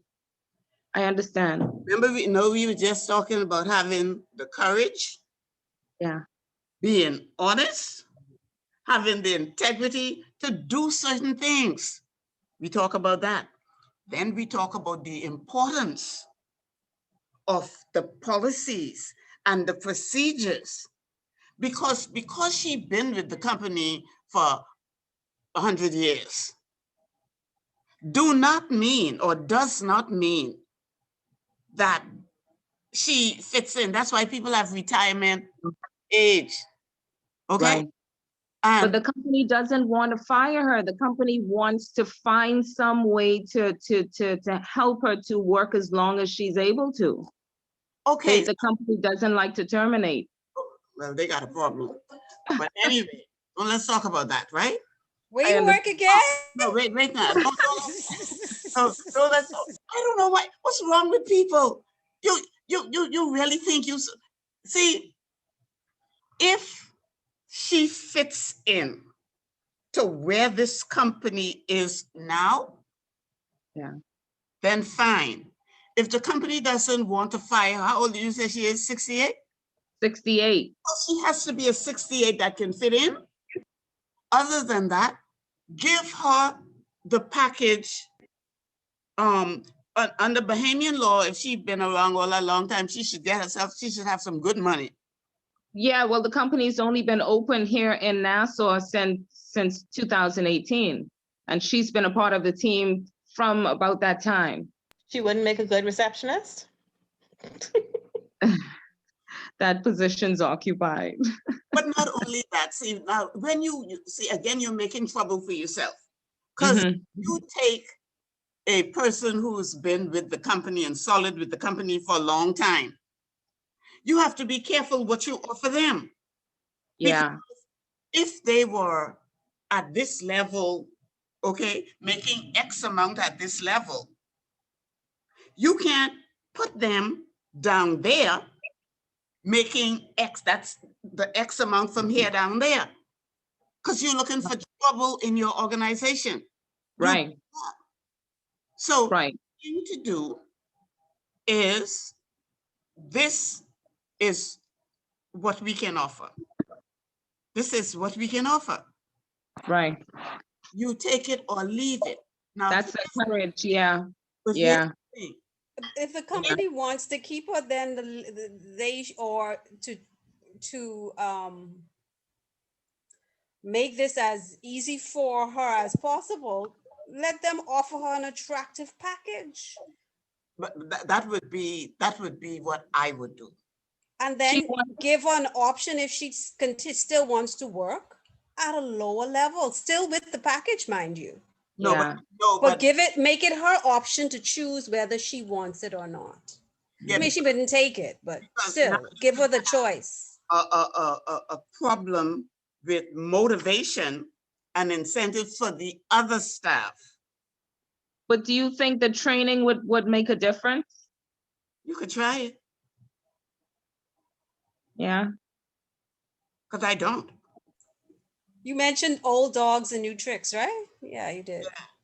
Yes, she did. No, see, it's when people, it's not that they cannot learn. Yeah. Oh, okay, yeah, sure. It's not that. I can tell you, the older I get, the less I want to learn. I have to force myself to. Well, you know, she's a dynamic individual. She just finished the ACAMS intermediate course. You know, compliance, she's studying, she's keeping active. She's doing this with intent. She's intentionally keeping active. But, you know, when I spoke with her, her position was that she didn't think she had a fair opportunity in training. That's why I asked the question. Okay, well, since you all seem hell-bent on keeping her, then it goes without saying that you ought to give her that training shot. Mm-hmm. Every opportunity. Because Miss Marcel, it sounds like if they send her home, she could drop down dead. Well, if you will be honest, she doing all those things, which are very admirable. You know, something to happen. Most ridiculous thing I've ever seen. Okay, everybody know you're gonna work for the rest of your life, huh? Huh? Yeah. So, I'm looking forward to my retirement. That's why I'm working for my pension. So am I. I'll rile you up in a minute, so you stay right there looking at me. So, listen, if she chooses to go home and drop down dead, then somebody go bury her, all right? Because okay. No, here's what I'm saying, Gwen. That's the most idiotic thing I have ever heard. Mm-hmm. All your life is a job. Yeah. I built an organization, built it from scratch. You hear me? No consultants, no IDB who wanted to come and take it over. And I told the Prime Minister of this country, either I do it or you get somebody else to do it. Because I'm a Bahamian and I know what we need. And check out my background. And guess what? Let me tell you all. When the government changed, what do you think they do? They terminated my contract. Not another Bahamian could say they build that. That's the National Training Agency. I build that. They didn't only terminate my contract. And you know, sometimes you have to be wise. But I went out there the morning, 2 weeks later. Well, they'd call me, the security person and cleaner called me and tell me the riot squad was outside and that they said nobody was supposed to get in. I go out there in the morning, the doggone riot squad, okay? And the officer tell me, Miss Marcel, say, we only following orders. What was I supposed to do? You really think I build that? I write the legislation for that, okay? So I was going to drop down dead. I'm just telling you all, there is so much more to life. So if she is going to let that kill her, all right? And I also go further and say, must have been the shame, because my car I drive. Well, in the first place, I have to do it all that. They asked me, could I stay on for 2 weeks? Now, you know what I wanted to say, but then I'm supposed to be a Christian. You understand? So I said, okay. Professional. But let me tell you all how God works, and I don't want you all to sleep on God. I'm preaching, but don't sleep on God, okay? he will see you through and he will fight your battles as I'm sitting down here tonight. In that 2 weeks, they asked me if I like my car. And I'm so proud of this because ain't no political party ever left power and asked the person who they know support the other side if they like the car. And I said, yes. And they asked me, okay, I'm the only person who ever drove that car. I drove that out of Sandpin, September 2012. I drove that out of Sandpin showroom. And they say, make me an offer. And my sister tell me, you gotta be careful what you say because they tape you. Tape me. Because I want you all to know. I said, okay, give me a date. That was to check to see what the value of the car was. Value of the car was about just a couple of dollars short of $30,000. So I said, I will offer you $14,000. He said, nah, that's too much. I said 10. He said, that's too much. So the PS who was with me at the time said, tell him 6. So I said 6. So he said, put it in writing. So I had my secretary type it up, give it to him. They carried it, Minister and the PS. They carried it. And so when the letter came back down, they had scotched out the 6 and put $7,000. That's how God takes care of you. I have no issue with them people. I like most of them, just like how I like most people, okay? But it's my right to support who I want, like it's your right to support who you want. And it was their right to do with me what they want. But I'll tell you something, my sister saying, you don't worry, because God will confuse them. So they have almost destroyed that place, okay? And I made myself open. I said, I will, and I left everything. I'm meticulous like that. Any one of y'all could go down there and run that. Because you know what? Everything you are supposed to do and how you're supposed to do it is there. But you know, there are some people who just don't like you. And they say, well, if she do it, I go in another direction. All right? Greer, I said all that to say, I ain't never had it so good. I wake up when I want. I sleep when I want. I talk to my plants. I say hi to the frog and the lizard. I listen to the birds outside my window. Serious thing. The only thing I would say to y'all and to anybody, if you have a mortgage, try your best to pay it off. Because see now, if I still had a mortgage, I might have been singing a different tune. But when I left there, I had no mortgage. So not a man or beast could look at me and say nothing. I do what I want when I want, okay? Plus I have some skills. I choose what I do. I choose to do only this HR class. People let me, oh, Ms. Marcel, come in. You know, you want to work for us, you want to be here tonight. No, thank you. I choose what I do. I choose this because I am vested in my people. And I want you all to know it don't take no lily-livered people to make it. Gotta be tough, baby. Tough, have courage, but your honesty and integrity, don't let nobody take that from you. Don't let no one take it. If you gotta back away, okay? I made no ill will. Every media outlet in this country hounded me for at least 3 weeks. They want a story. I must talk, I must do this. Why they let you go? I tell them, I don't know. So if you want to know why, Oh, you gotta go and ask, right? You gotta go and ask. But I would like to know how many other Bahamians got I don't mind how it was done, but how many Bahamians you all know was offered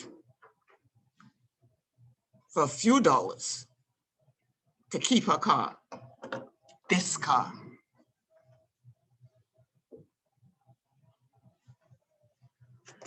Now you all tell me if that isn't the height of respect, okay? Even when you was doing me in, you couldn't do it. You couldn't do it with a straight face. You still had to do something to make it up to me. So I'm saying to that lady now, being in Paris and stuff like that, I know she got the kind of faith and, you know, that I have. But at some point, I would say when you get 65, at some point you have to begin to think about, you know, one day soon, you're not going to be working anymore. Not that you can't, because I believe for the next, until the Lord take my life, I'd be just like this, okay? I'm just one of those, because my brain, I told you all before, I find sleeping is a waste of my time.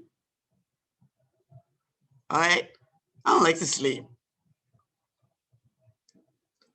I want to know everything. I want to know everything. And so I watch my TV, it's small things for me to be up 1 o'clock, 2 o'clock in the morning. All right? Even when I was working. And when I was working, 6 o'clock, 4 hours of sleep is good enough for my body. And so I always say when I die, oh, I'm gonna get some good sleep. You know? Yeah, but like that's how I am. That keeps me going. It keeps me motivated. I love to read. I love to know. And as I do, I share wherever I can. Okay? But y'all, I didn't have no easy life because I don't do foolishness. And if I don't believe in something, I don't do it. Okay, so I'm prone to be fired and prone to, because I tell you right up, I ain't doing it because I don't think it's right. But I have always been prepared to pay the consequences for that. So I am saying at that point, it's very sad when someone finds it difficult to let go, because I think it kills plenty of people. It's almost like, well, what do I do now? You know, and so you're all still young. Prepare, just in case God is kind to you, and you have some time. And when you look at things like that and work it like that, because where you also you have to look at it in the big picture, okay? As long as, because you said something that kind of triggered that. I don't remember exactly what you said, but you talked about the younger ones, you know, and their ideas and. Right, they were more innovative. Their thought process was more innovative than hers. Exactly. So you don't want anybody holding them back either. Yeah. I don't know what her position is or how much influence she has in the company. No, she is just a regular client onboarding rep. Okay. But they've reduced her responsibilities to only checking the accounts, checking addresses, confirming. But her response is, Gray, I take a long time doing it because I make sure that everything is uniform when they put the information in. Some people put information in all caps and some people mix it up, and I go through and I fix everything. So, yeah. Well, as long as you keep your eye open, because as long as it's not affecting the performance. And But it is affecting the manager, though. The manager is having a challenge with this. tell them And to get some when good. when I was driving home earlier, you struck a chord because the exact experience I had a few weeks ago when the manager called me and said, you know, I've had it. I can't do it anymore. And this is this scenario with this particular employee. So the manager is saying that who said give her the good package? That was that was you who said give her give her good package. Work out the best you can, you know, and you don't have a pension plan or anything like that. We do. We have So a her very pension should be good if she's been with the company for quite some time. Yeah, well. And then here's the thing, Greer. This is where now you become the counselor. Because I'm trying to imagine, I thought them things used to happen in government, you know, let people sound like she may have to counsel the people who want to keep her. That's a part of the challenge. That's a part of the challenge because their mindset is that they just want to help. They don't want to terminate. They want to accommodate. That's where you have to remind them that it's business, though. Yeah, exactly. It ain't personal, it's business. Accommodate her with a good package that she could go on her merry way and live comfortably. That's the best thing you can do for her if her productivity is at that level where it's hampering the organization's flow. Well, it's actually hampering the motivation of the balance of the team. Because they're the drive of the balance of the team. So it may not manifest itself in the numbers, but it's manifesting itself in the motivation of the team itself. Yeah, but because everybody looking at it as like almost like she's dead weight to the team. Right. I get that, you know. Why if me and her have the same job description, yeah, I doing X, Y, and Z. She's only doing X. She may be making more than me, or we may be making the same thing. So what is my motivation to do Y and Z? Right. If she only doing X and getting paid. Well, if they're keeping her on at 68, the chances they can keep me on too at 68.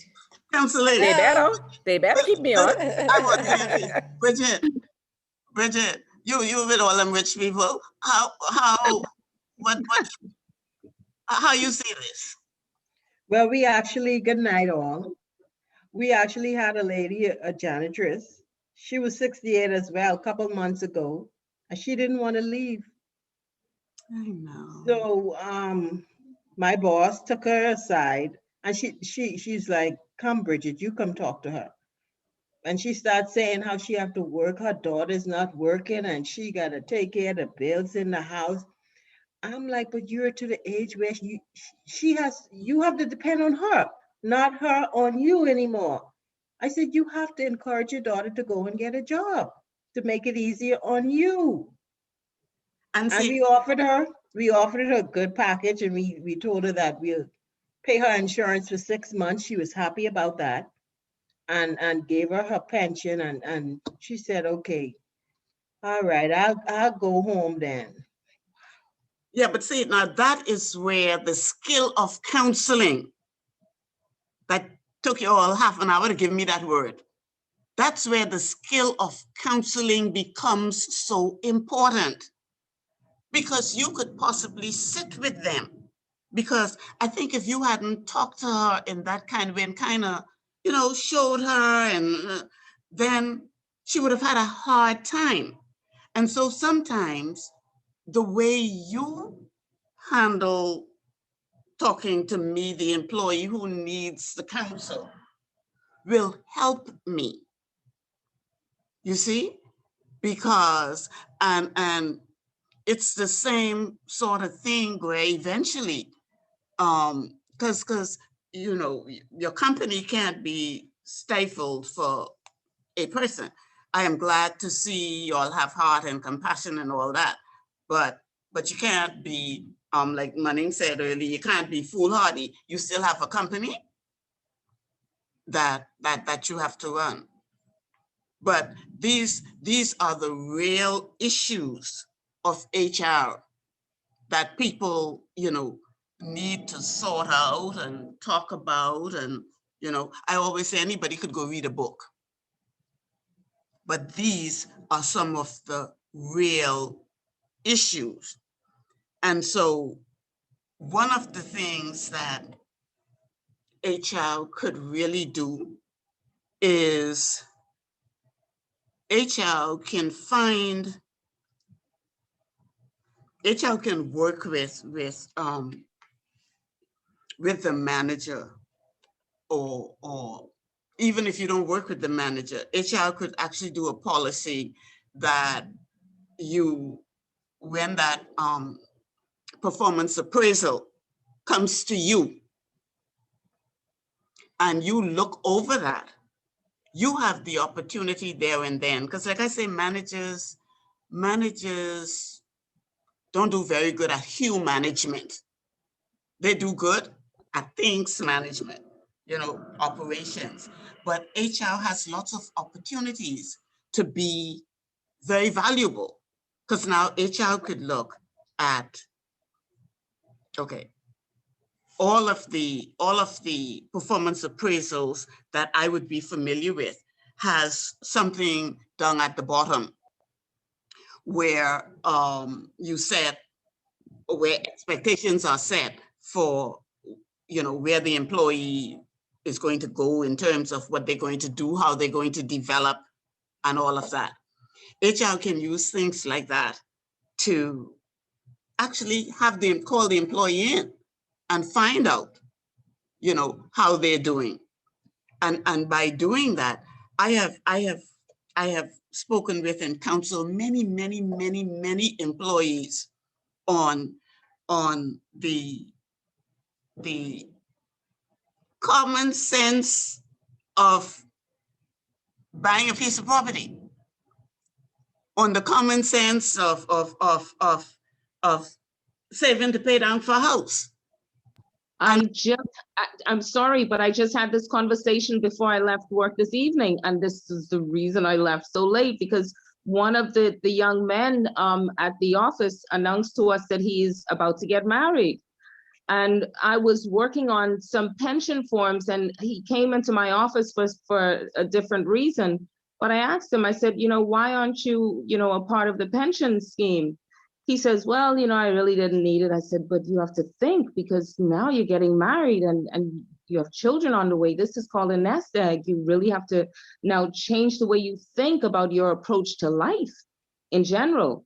So he says, can we please talk about it some more? I said, absolutely. So I have a meeting set with him for tomorrow morning to develop that for him, you see? You mean the pension isn't mandatory? No, it's not mandatory. That's the policy you need to put in place. Yes. Make it mandatory. Yes. Make it mandatory. Now, you may not be able to do it for people who are already there. They may have the option, but new people coming in, New persons, yes. Make it mandatory. Mm-hmm. Okay, I'm making notes here. Makes sense. Makes sense. But okay, thank you so much. It's nothing wrong. Trust me, they will appreciate you later in life. Yes, they will. Yes, they will. And also, listen, I used to tell them, like, for example, right? And I know when I used to try to apologize, pushing my values onto people. But honestly, Renita, I could not understand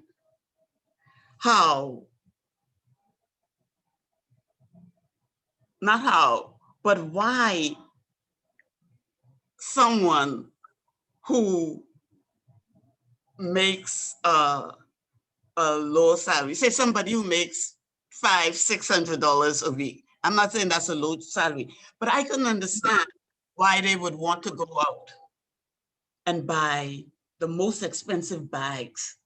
And they would come to my seminars, they say, Miss Marcel, you like my bag? I love your bag. What do you pay for this? And I'm thinking they pay like maybe $140, right? To see. And it's Marcel, how could you say that about my bag?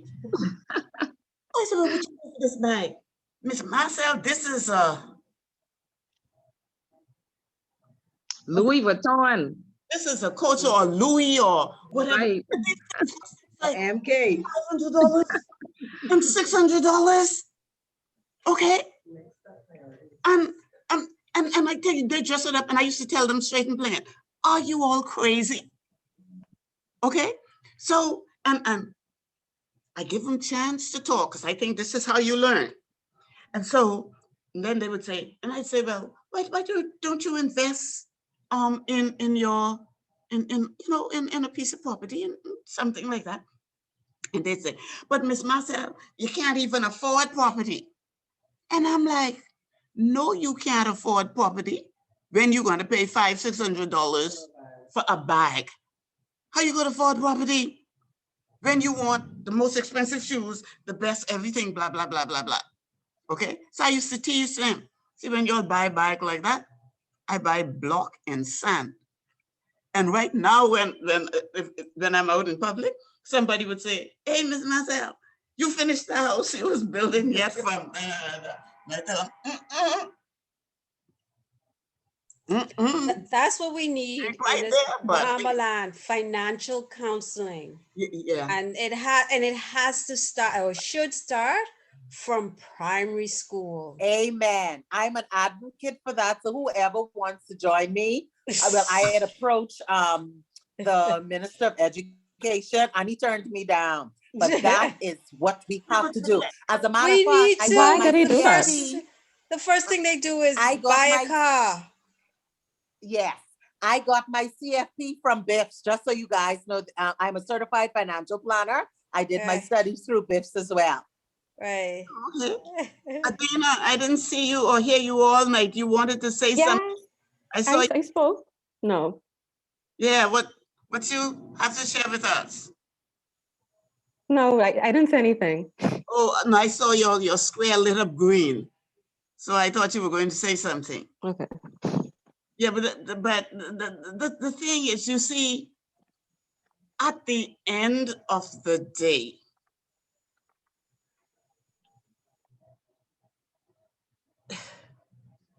all those things are going to be gone.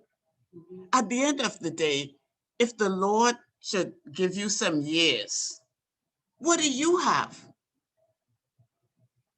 Because see, those are the kinds of things that make you believe you can't leave a job, that make you beg for a job when you know you should be. But life is something you have to build on. And Erica, you talked about planning from school. It should be in school. I think that's the responsibility of parents in a home, because the school could tell your children anything, but you all remember, and I know you all will agree with me, children learn what they see. That is true, but Miss Marcel, we have a lot of children having children. And to me, this is a generational thing. Okay. My mom didn't teach me about saving. I don't agree with that, because my mom, listen, they were getting married and having children when they were young. In my mother's day and my grandmother's day, they had that support. I understand where you're coming from, Erica, but we can't keep saying, oh, the children having children. That has been happening from time. Okay. We have to get right down to it. Yeah, no, Erica, I agree that children having children. Children have to have children for the things they see in their house. So don't even let's go down that road. No, that's another conversation. No, what I'm saying to you. It begins in the home, Erica. Yes, I agree with you, Miss Marcel, but a lot of it is not happening. So what do? We just leave them out there to wander? Just keep them out of my way. Oh, and eventually they will be our problems, because national insurance and all of that would have to take care of them. Thank you. Or they'll be a burden in some other way. They're going to be a burden. Yes, ma'am. Is, in my view, okay, we facilitate everything that's happening. We facilitate it because we don't want to tell people the raw truth, okay? We don't want to tell them the truth. nobody their own parents don't want to take responsibility for them. So I took responsibility for mine. I had one, and people asked me, hey, I said, you only have one, but I only have one. I said, that's all I could afford. Yeah, You understand? yeah. Okay. Yeah. And until we get to the place I where have one. Miss Marcel, I worked in banking for many, many, many years. And when I was at, I don't want to call the name because I think someone on here worked there, right? And that's your favorite bank too. Oh, okay.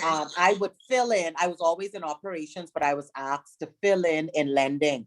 You know how many times I get reported because I ask the people about saving. You want to run every year. You know, you're perusing their file and they're borrowing $3,000 to go on vacation. Go on to ASU or save that, because time is your favorite bank, then add that interest on. If every year you're coming back, you're not depleting the 3,000 you borrow, you go on a vacation, have a good time and have to pay that back, and then light bill, water bill. Man, I get reported so much times. I stayed in operations because I couldn't do it with a good heart. Lend you, you know. Erica, you ain't helping the bottom line. We have to get you on the side. Erica, we need that bottom line. Erica, I told my boss, now if you don't want people coming in for loan, put me in loans. If you don't want to, because I'll be the worst person. I'll be in there discouraging people from getting a loan. No, it wasn't so much discouraging. There's some things that we need to build our credit. But if I see, okay, for example, a lady reported me every summer she coming in getting 5,000. Her parent, a parent of hers died. She was already at her max, and we told her no. So now, what is more important? You can't lay your dad to rest because you maxed out yourself taking vacations. So when I was coaching her along the way, she thought I was getting in her business and she was offended. So when she came in, she said, I want to see you a minute. This me. Oh, Lord, this is the same woman who report me. And then when I went over, she apologized and thanked me. She said, I should have listened. Because right now, Feely Demerit have my, whoever it was, I can't remember, it was her mom or dad's body. And they didn't work. I was the provider. And y'all told me no. And you know, CB don't tell you no, but they told her no. So I could tell you what her, deficit debt service ratio was. Okay, but Erica, let me ask you this. And all y'all bankers. What kind of integrity then you all have? Because surely you all have policies and procedures as pertain to loans, right? They call it having a heart. That's what they call it. And when you say no to somebody, you're heartless. Because people come in with the sobbiest of stories. Yeah, but let me ask you all though, don't you have to have, just because I walk in the bank and say, loan me $5,000, you're going to give me $5,000? I mean, no, I don't think sometimes they require a down payment. I don't think it's as easy as that anymore. It may No. have been years That's back. what I'm asking. Yes. I can recall when I first started working at my bank, and I needed to get a car by that time because I was paying to go to school, and I went to night school. And my mom suggested me, I think you should get a brand new car because, you're going to be out at night. You need something reliable, fine. And the approvers who were not here in the Bahamas, the first thing they asked, what they put in to calculate my debt service ratio, they automatically put in about $250 or $300 or something like that. And I was like, but I live at home. I don't really have that many bills. They did not care. They just put that in. And as far as they were concerned, I couldn't afford the car. And I worked there. That's right. Yeah. My boss had to write in for me to kind of, endorse me getting the loan. And the type of person I am, I don't like bills. I literally paid for that car within 3 years. So like the banks, they're not, I don't think they are as easy to give out their monies anymore. They really look at that debt service ratio. And if they feel like, I'm sure we can get this money back, they ain't letting it. Exactly. And that's the way it should be. So, Erica, I would be happy to run into a person like you in the bank. But then again, people have to take some personal responsibilities and you make a choice. When I tell people they don't believe me, well, some people don't believe me. Yeah. But I have never gone shopping. I have never had $2,000 or $3,000. Well, not had, but I have never just say, let me get a little help. Some people say we going off to shop. I have never done that. Never. Yes, Marcella used to save my money. I ain't get no loan, but I can save my money and I can shopping. Are you Bahamian? You got to turn in your Bahamian card, man. What? But let me tell you, see, I always wanted to, I guess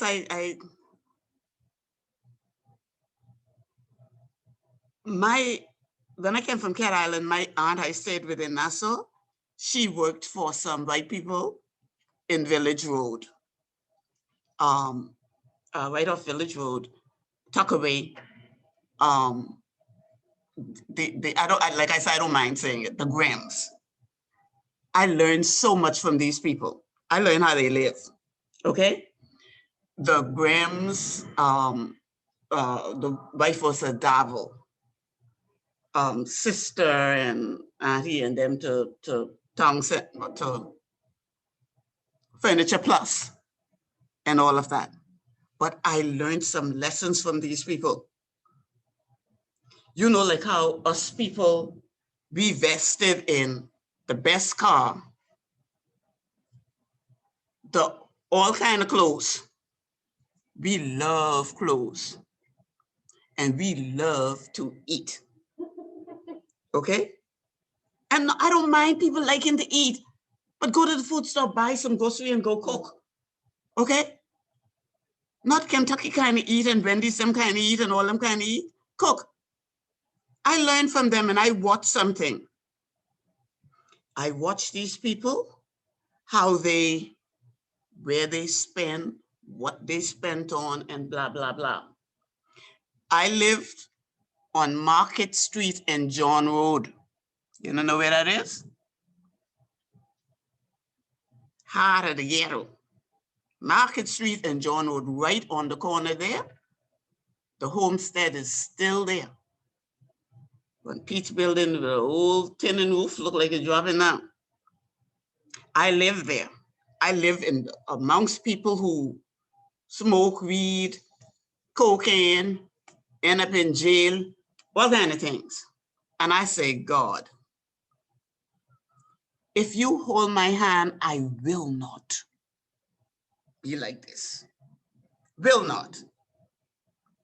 If you give me children, I will make a better life for them. Thank God, like I said, sometimes I used to go after school up to Tuckaway Road and they dropped me and my auntie back home. And I brought them to live in their shorts and you know how white people go. They ain't into clothes like that, okay? But they did something else. So as I came home and I worked, that's what I did. I always looked good because I took care of what I had, you know what I mean? And most people, I mean, just wear uniform. Well, used to. So there was no need for that. So I said I would do better and my son wouldn't have to worry. And God has been good to me. And wisely, I used the money. Okay? So I live good, y'all.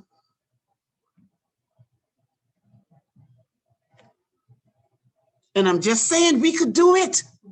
Yes, we can. Good advice. Do Good it. advice. We can do it. I know we can do it. Like I tell y'all, instead of buying clothes, I buy sand. I buy And little bit by little bit, and they laugh at me. Miss Marcel, you won't finish that place, and you won't finish. I don't worry about my place. My place take care of me. Don't worry about it, okay? But you can't have everything in life. And Erica, my son is off to school. Everything he spent. When he came home, he brought every receipt to his mother. When he went to McDonald's, he brought the receipt back, a whole envelope of receipts. And you know what he said? He said, Mommy, you work hard. So I want you to know where your money went. You understand? And I thank God every day for that boy. But I tell people, I gave up my life so my son could have life. So when you tell me, Erica, well, they got so much children, that's because they like sweetness for nothing. Okay? So don't drop that on me. Don't drop that on me. Because you know what? I know my one child was going to be a priest, and I didn't want him to see anything in my house that was contrary to when he stand on that altar and say, you know, blah, blah, blah, blah, blah, blah, blah. And he's going to say, I know you could do it because I saw my mother do it. Okay? I paid price. People call me all kinds of things here. Y'all don't know. Okay, but I just laugh at them. You know, I laugh at them because when I reach down the road and I take my remote control and open my gate, and I drive inside, they go, oh, well, here's like them life would keep people. That's what they say.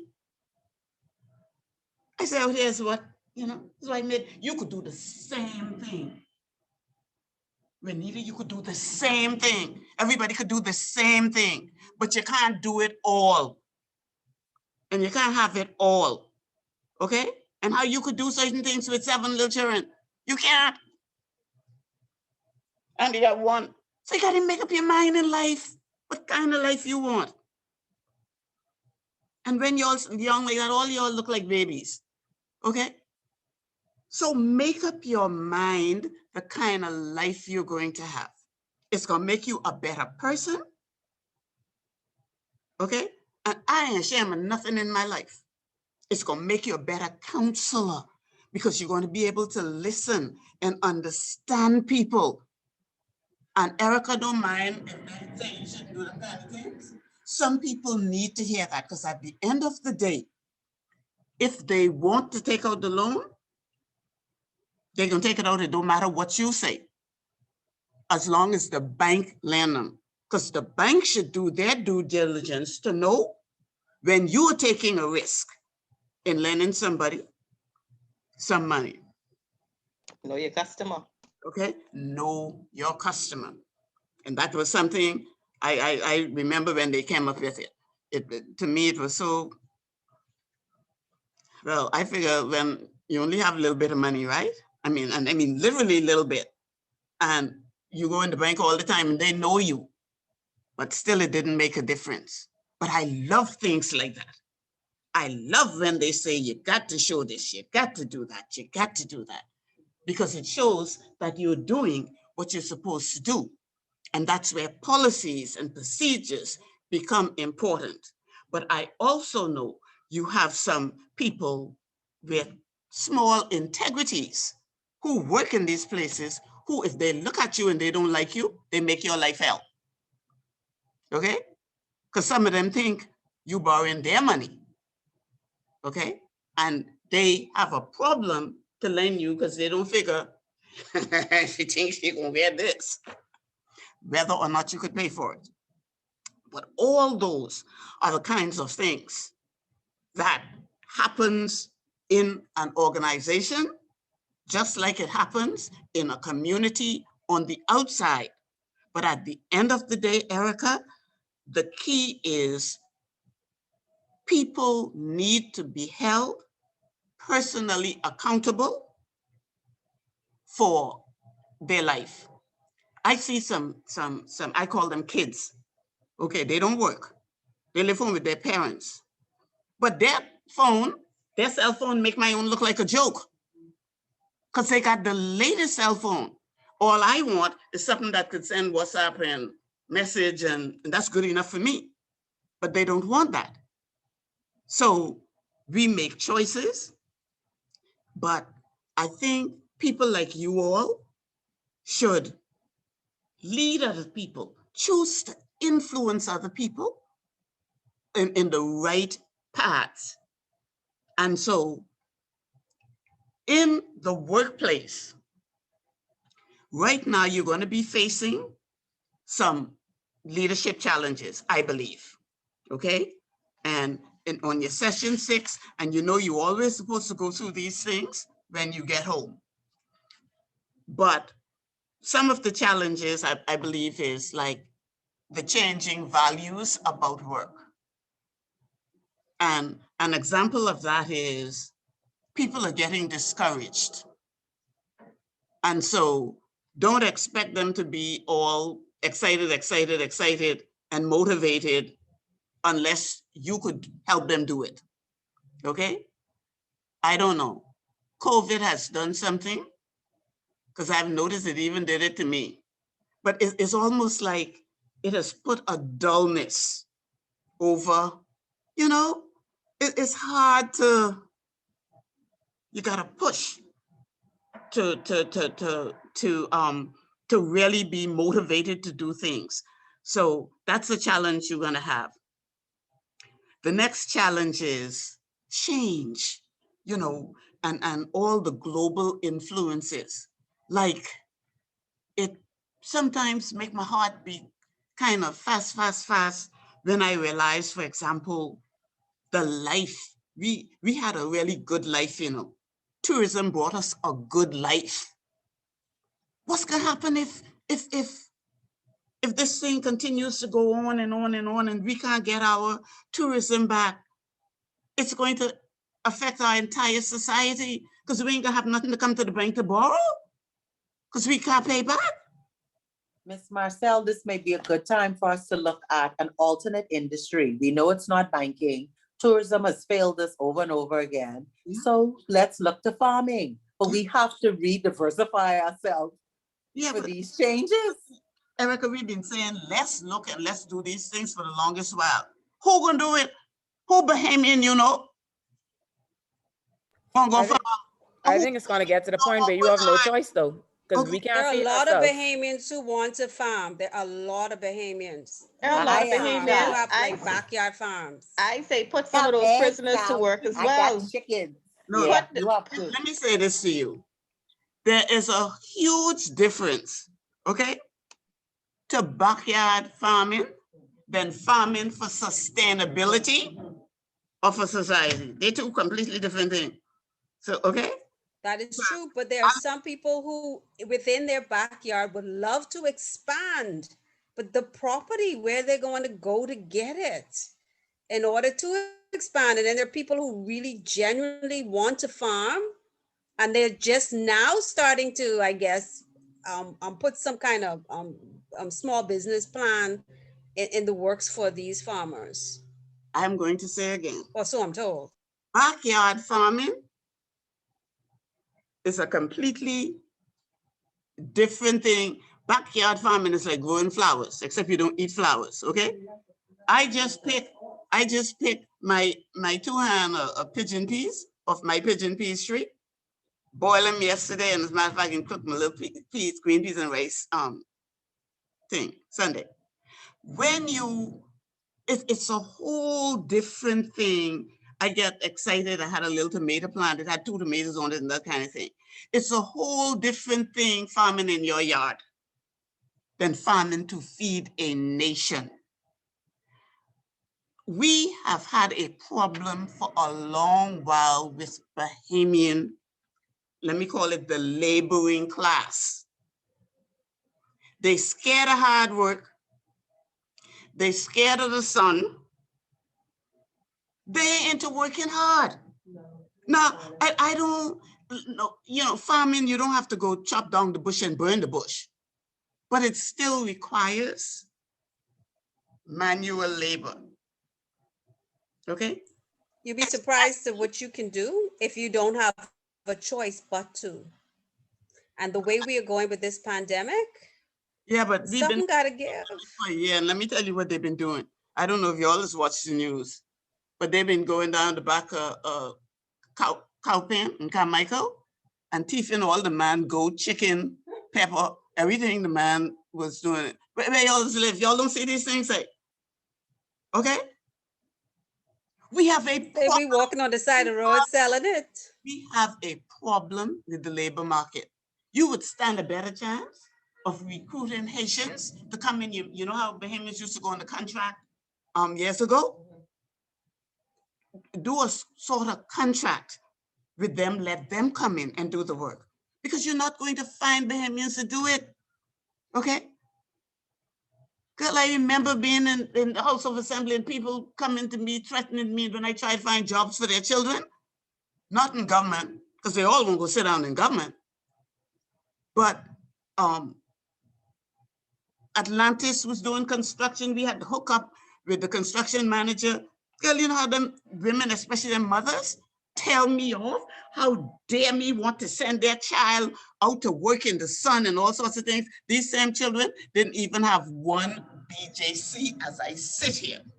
Because what you all need to know is that about 54%, well, this past year, I know it's gone way up, but 54% of them their GPA, that's what you call it, wasn't high enough for them to get a diploma, a high school diploma, so they get the leaving certificate. That's 54% of them coming out of school, okay? And I will tell you all, I'll be the first to tell you all, we have had a good life through the tourism.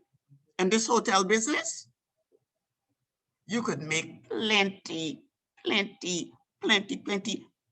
money in the hotel business. Not so much from your salary. You make it from all the compulsory gratuities that's put on everything. We have been spoiled rotten. You hear me? And it's going to get tough. And I just encourage people just to think about it, to think, to think what we're dealing with. So the other thing that's going to happen, you're going to find in the workplace, is people going to start thinking a lot about themselves, me-centeredness. They only want to know, well, I just need my money because I have this to do. They're trying to kill me, give me extra work, and that sort of thing. And then strained relationship that happens.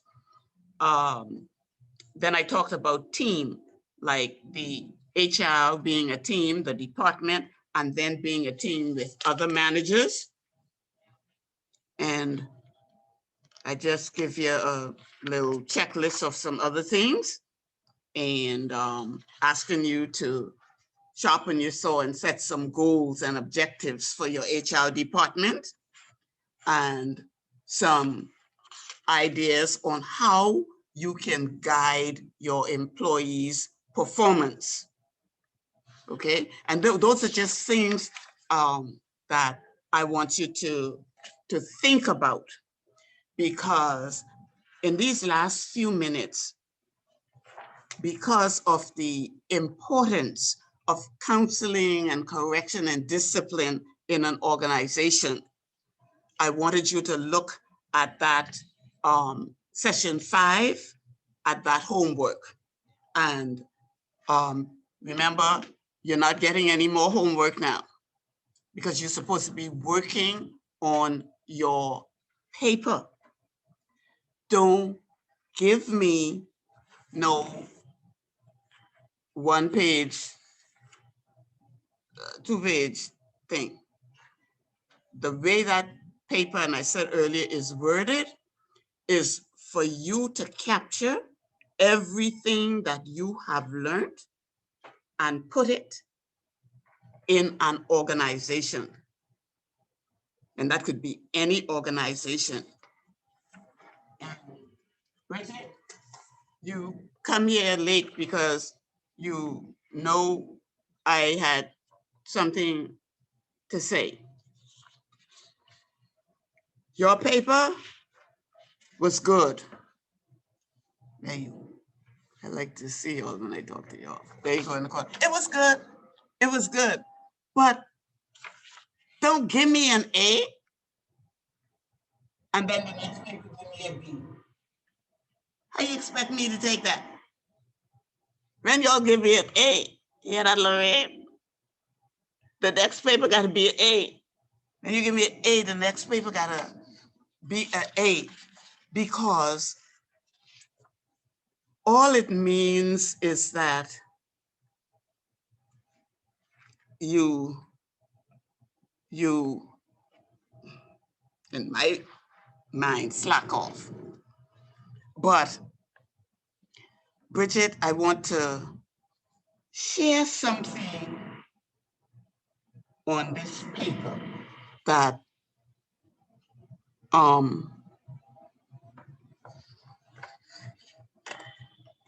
was interesting.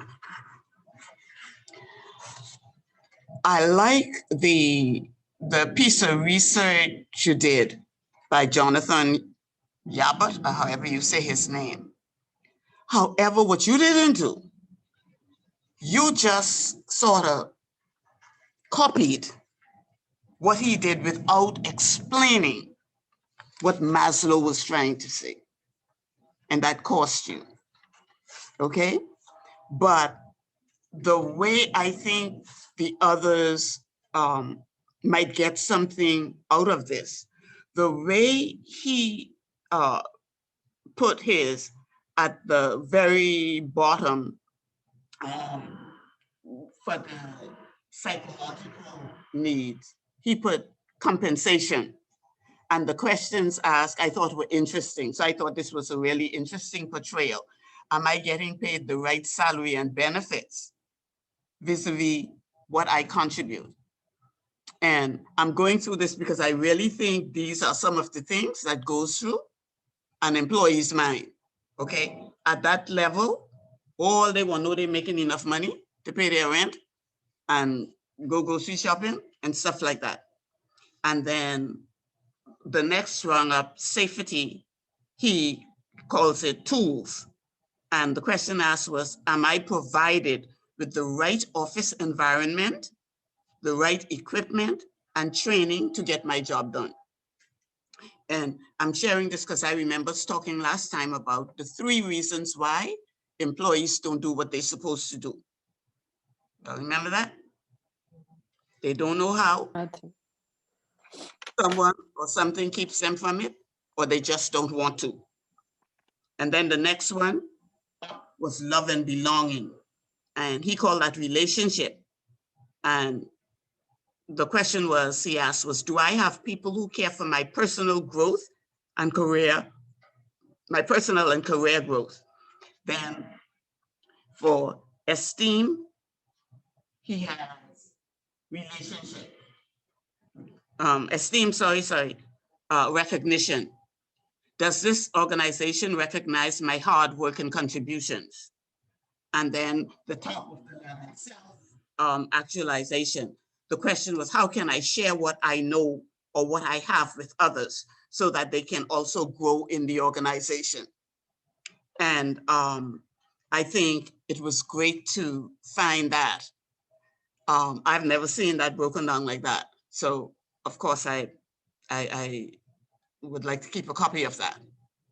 But the part that was missing was actually like if you had just done an opening paragraph about Maslow and what his theory was and what he saw, then this would have fit in right in. It would have helped me to know that you understood Maslow's theory. So that's what. And I went all over the others. And the next paper, Missy, from me will be an A on your paper, because this model was perfect, but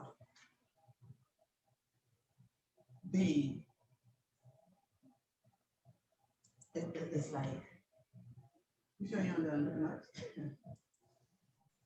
Because I get, it's just a whole piece was missing.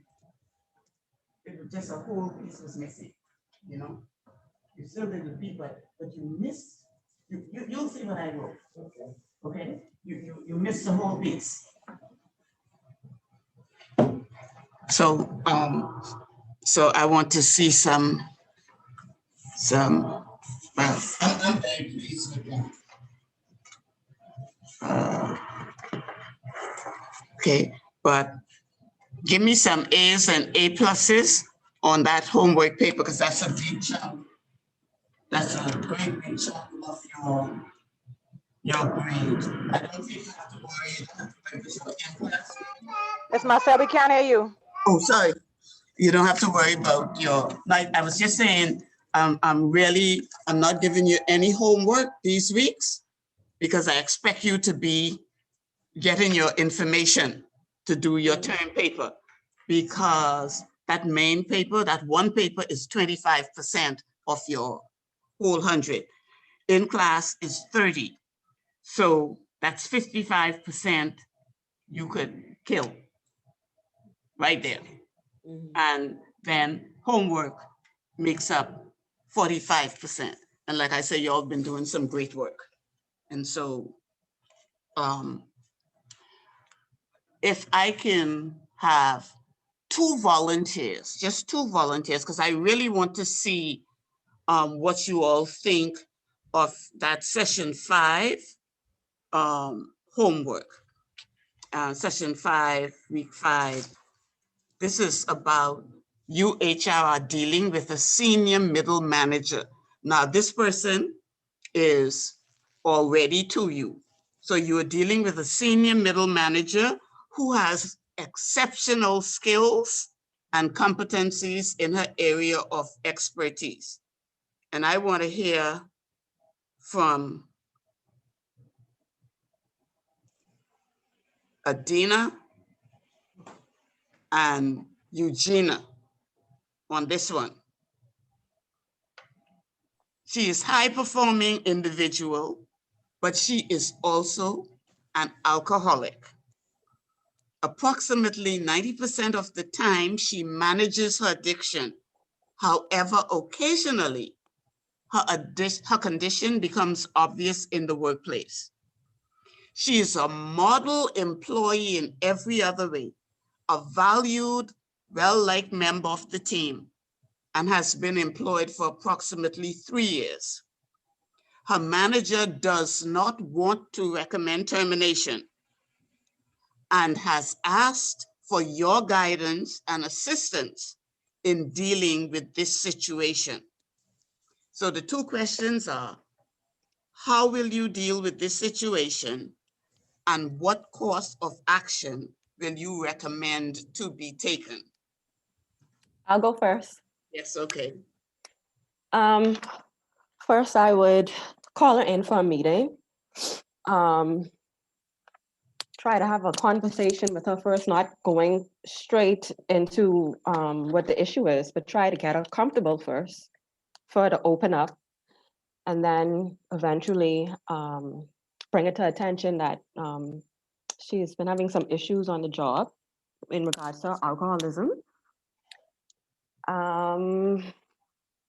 Just find out some more information about her personal, personal life or personal issues that she may be having, family history, stuff like that. Probably, let's see.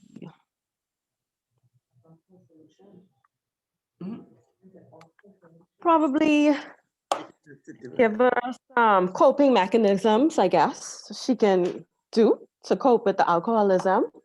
Probably recommend her to go to a counseling session, maybe Alcoholics Anonymous, or to the Community Counseling Assessment Center, which is collaborative with the Sandlands Rehabilitation Center. I would probably do something like that and then do a follow-up to see how she's doing after all of that. Okay, sounds good. Let's hear how Eugenia is going to deal with that. Okay, counseling. okay, what I would have done, I would have write her first to let her know that I need to talk to her and that she needs to come in. When she comes in, like Dana said, you make them comfortable because that's the only way they would open up to you. If you don't make them feel comfortable, they wouldn't. Or I would even probably give her a little example of something that I went through to get her more comfortable, to get her talking. Once I do that, I would advise her that she probably needs to first seek counseling from our work, because I know our work for sure. We have counselors. I would advise her to let her know that I'll set up an appointment for one of our counselors to call her in order to speak with her. Because I know our counselors, we do it for at least 6 weeks to monitor her first. If they feel as though that she is not getting any better, then we'll go further with a different counselor, probably seeing like Sandra Day in Patterson. I'm not too sure exactly what all Sandra does, but I know she speaks to you very well. Like you will feel, mommy, you're talking. Sorry. She will talk to you, and sometimes you have to just talk to people every day, follow up with her every day. You could even probably go out to lunch with her and all to get her more comfortable and talking. After probably 3 months of just watching her go to counseling and stuff. Y'all sorry for the background, the 2 kids. Sorry for that. What I would also do, to follow up, I would wait till 3 months and get her talking again. Because if someone change, in reference to their alcoholism or anything, you'll notice it on the job. And once that is done, you still follow up with her and you encourage her to keep going and doing better. So that's all I can say right now because they're screaming now. Yeah. Sorry. Yeah. Deal with them. Give them some ice cream or something. Anybody else wants to add to this? I have a question. Now, suppose this lady doesn't believe she has an alcohol problem. You know what I mean? You're saying to me that I have an alcoholic problem, but hey, I don't think so. What are you talking about? Now you feel victimized. But okay. Yeah. How dare you say these things? But what I would do? No, wait, don't go I to would first what you should do, because it's interesting what you just said, because most alcoholics, they don't believe they got a problem. Okay?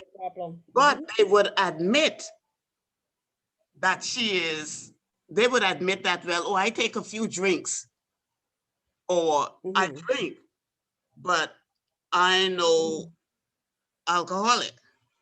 So that was a good observation. Right. So now what you gonna do? First thing, give us some examples of where the work has been affected. For persons to actually notice that, there was some type of problem. I would just go in blindly and say, oh, I've been hearing. I would have actual incidents. Right, you have to research it. To say specifically, okay, this day, this would have happened when normally, this don't normally happen, but this happened, give a couple instances to show that we're just not taking it out the air and just trying to accuse her of anything, because that's not the intent. We wanna help. So that's what I would do. And I would first, before I even had a conversation with her, I would have to well, if she's a really, really good performer 90% of the time, you really want to keep her because obviously there's a substance abuse problem. I would investigate, like Dejani said. So I have evidence to show what has happened during that 10% of the time that she had an issue. I would stress to her that when I do eventually meet with her, that we value her as an employee.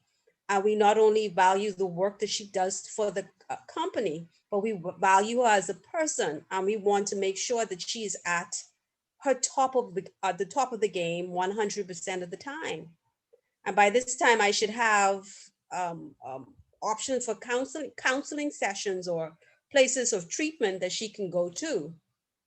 Probably factor in a period of time that maybe she can go away for a period just to focus on self and getting herself together. With pay. With pay, exactly. And we want you to come back and we want you at 100% of your game. You're laughing at me, Miss. No, I just, when you fight with pay. Yes, I agree. Right. And but however, you also have to stress to her, you have to be upfront with her. The 10% of the time that she's not behaving, if she doesn't work on this situation, it could be one of those times that she causes the organization either a very important client or customer or reputational risk, you know, and it'll just take one incident that would cause not only harm to her, but also the company. And we want to avoid that. We want to keep you, and we want to work, and we want to find the best solution for this problem. So here are your choices. What do you want to do? Put the ball in her court. But yes, absolutely. Start Right, off that's with my all of the 5 cents. positives. All of the positives and what she brings to the team and how she is such a value asset. We want to retain you, and that's why you're here. We all here fighting for you. What can we do to help?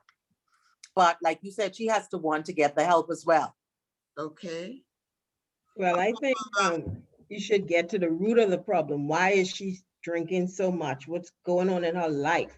I think you should get really down to the root of it to find out what's going on with her. Because she's a good employee and you don't want to lose her. Then you have to have that trust.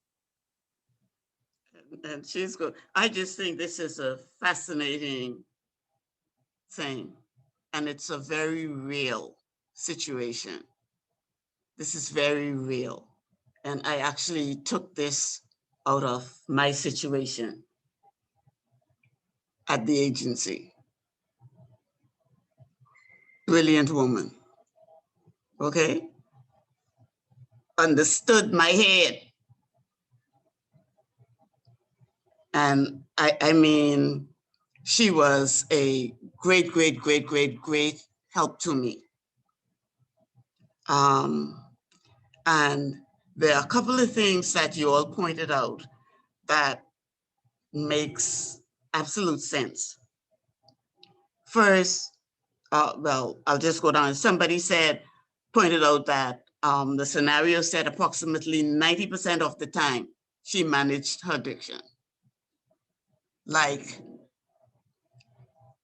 you wouldn't know unless you had an eye for people. She had lived in the States a long, long time. And you know, when you see them ladies, you know they more American than Bahamian. And you kind of know they got a little problem somewhere. But like, that was one. And the other thing was something Evan said. She talked about, Evans mentioned talking to her about inappropriate behavior. Based on that, I want to know, what would you have in your HR department to make this counseling session objective and not personal. What are the tools that would exist in your department?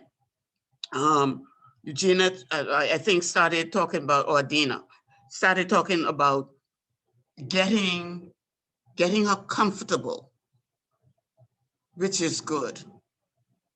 Talking to her, finding out what is happening. Then they talk about seeking counseling. All that is good. But what would you have to refer to in your policies to make this less personal and more objective? What do you have to work with people like with addictions, or what do you do? We should have a drug abuse policy or something along that line. Yeah. Mhm. And that's what I went to bring up. When does HR refer to the policies rather than let me try and help her first? Because I'm thinking if it's been where she's been abusing alcohol during working hours, she's now a liability to the company.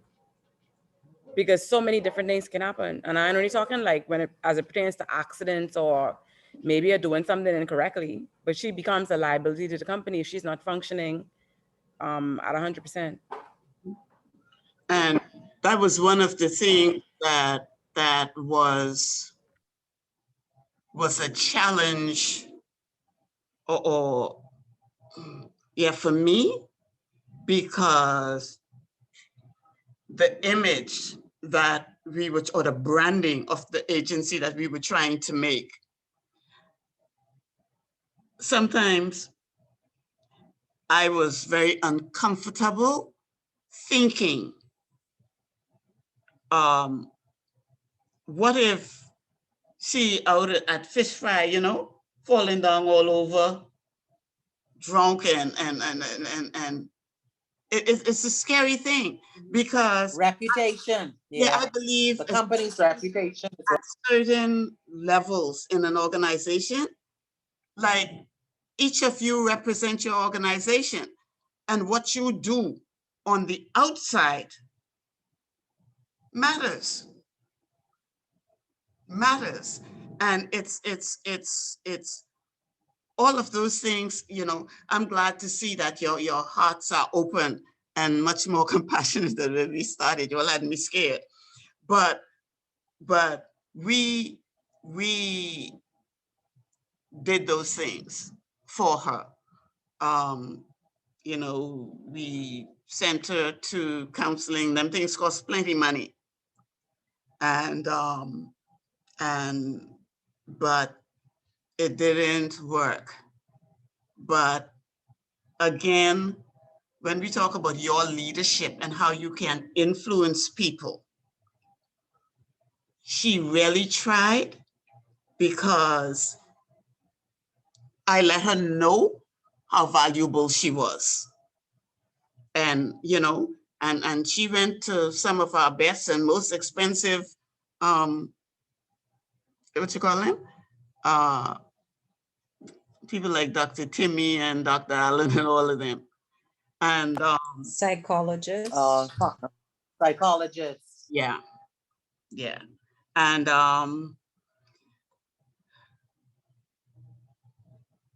I think as long as she was valued and showed, because she could work, boy, she could work, and she was good. And then when the changes were made, and I had everything documented in the file, so that they would see her worth and value, but be aware of this problem. And Greer, you might be interested to hear this because of that lady in a way, but when the changes were made, they let her go about 3 months after, and she died a year ago. They found her in her bed dead at Christmas time. And it was like her life, when that job was taken away from her, it was like her whole life was taken away, and she deteriorated because like she couldn't find the oomph she needed to look for something else. And then as employment, as the chances of finding employment decreased because there wasn't nothing much happening. Okay. And like, I tried to encourage her because she'd call me at home, and I tried to encourage her that, you know, there's more than you one looking for your type of job. So people have a number of people to choose from. So because they didn't choose you, don't mean that you're not worthwhile or you can't do that job. It just means, you know, something else. And she wasn't, I don't think she was strong enough to pull through without, you know, anybody lifting her up. So I want to end tonight just by saying to you all that I truly believe that one of the most valuable tools that the HR person can have is that ability to counsel. And that counseling requires your listening much, much more than talking, because you need to hear that person and then try to do what's best. And the other thing that was really good was giving her those, or you know, somebody saying, give them a set time to make sure that they, you know, are working in the guidelines you follow. But just remember, the chances of an alcoholic stopping cold, no matter what the length of time, is, according to statistics, very small. But at least you all have heart. And hopefully you'll know when you tackle a job like this. And I keep saying, an effective HR person is not an easy fly-by-night job. You carry your organization on your back. So with that, have a good rest of the night. I go home, go watch Australian tennis all night. And you all have a good rest of the week. Please, please, please start to gather the material for your homework, for your term paper, and just have a safe and wonderful week and weekend. And God bless you all. I'm going to leave your work here for you to pick up if you want to. All right. So Okay, thank you. Marcel, Yeah. before you leave, I know you gave us your number, but I couldn't seem to find it. How's your mom doing? My mom is hanging.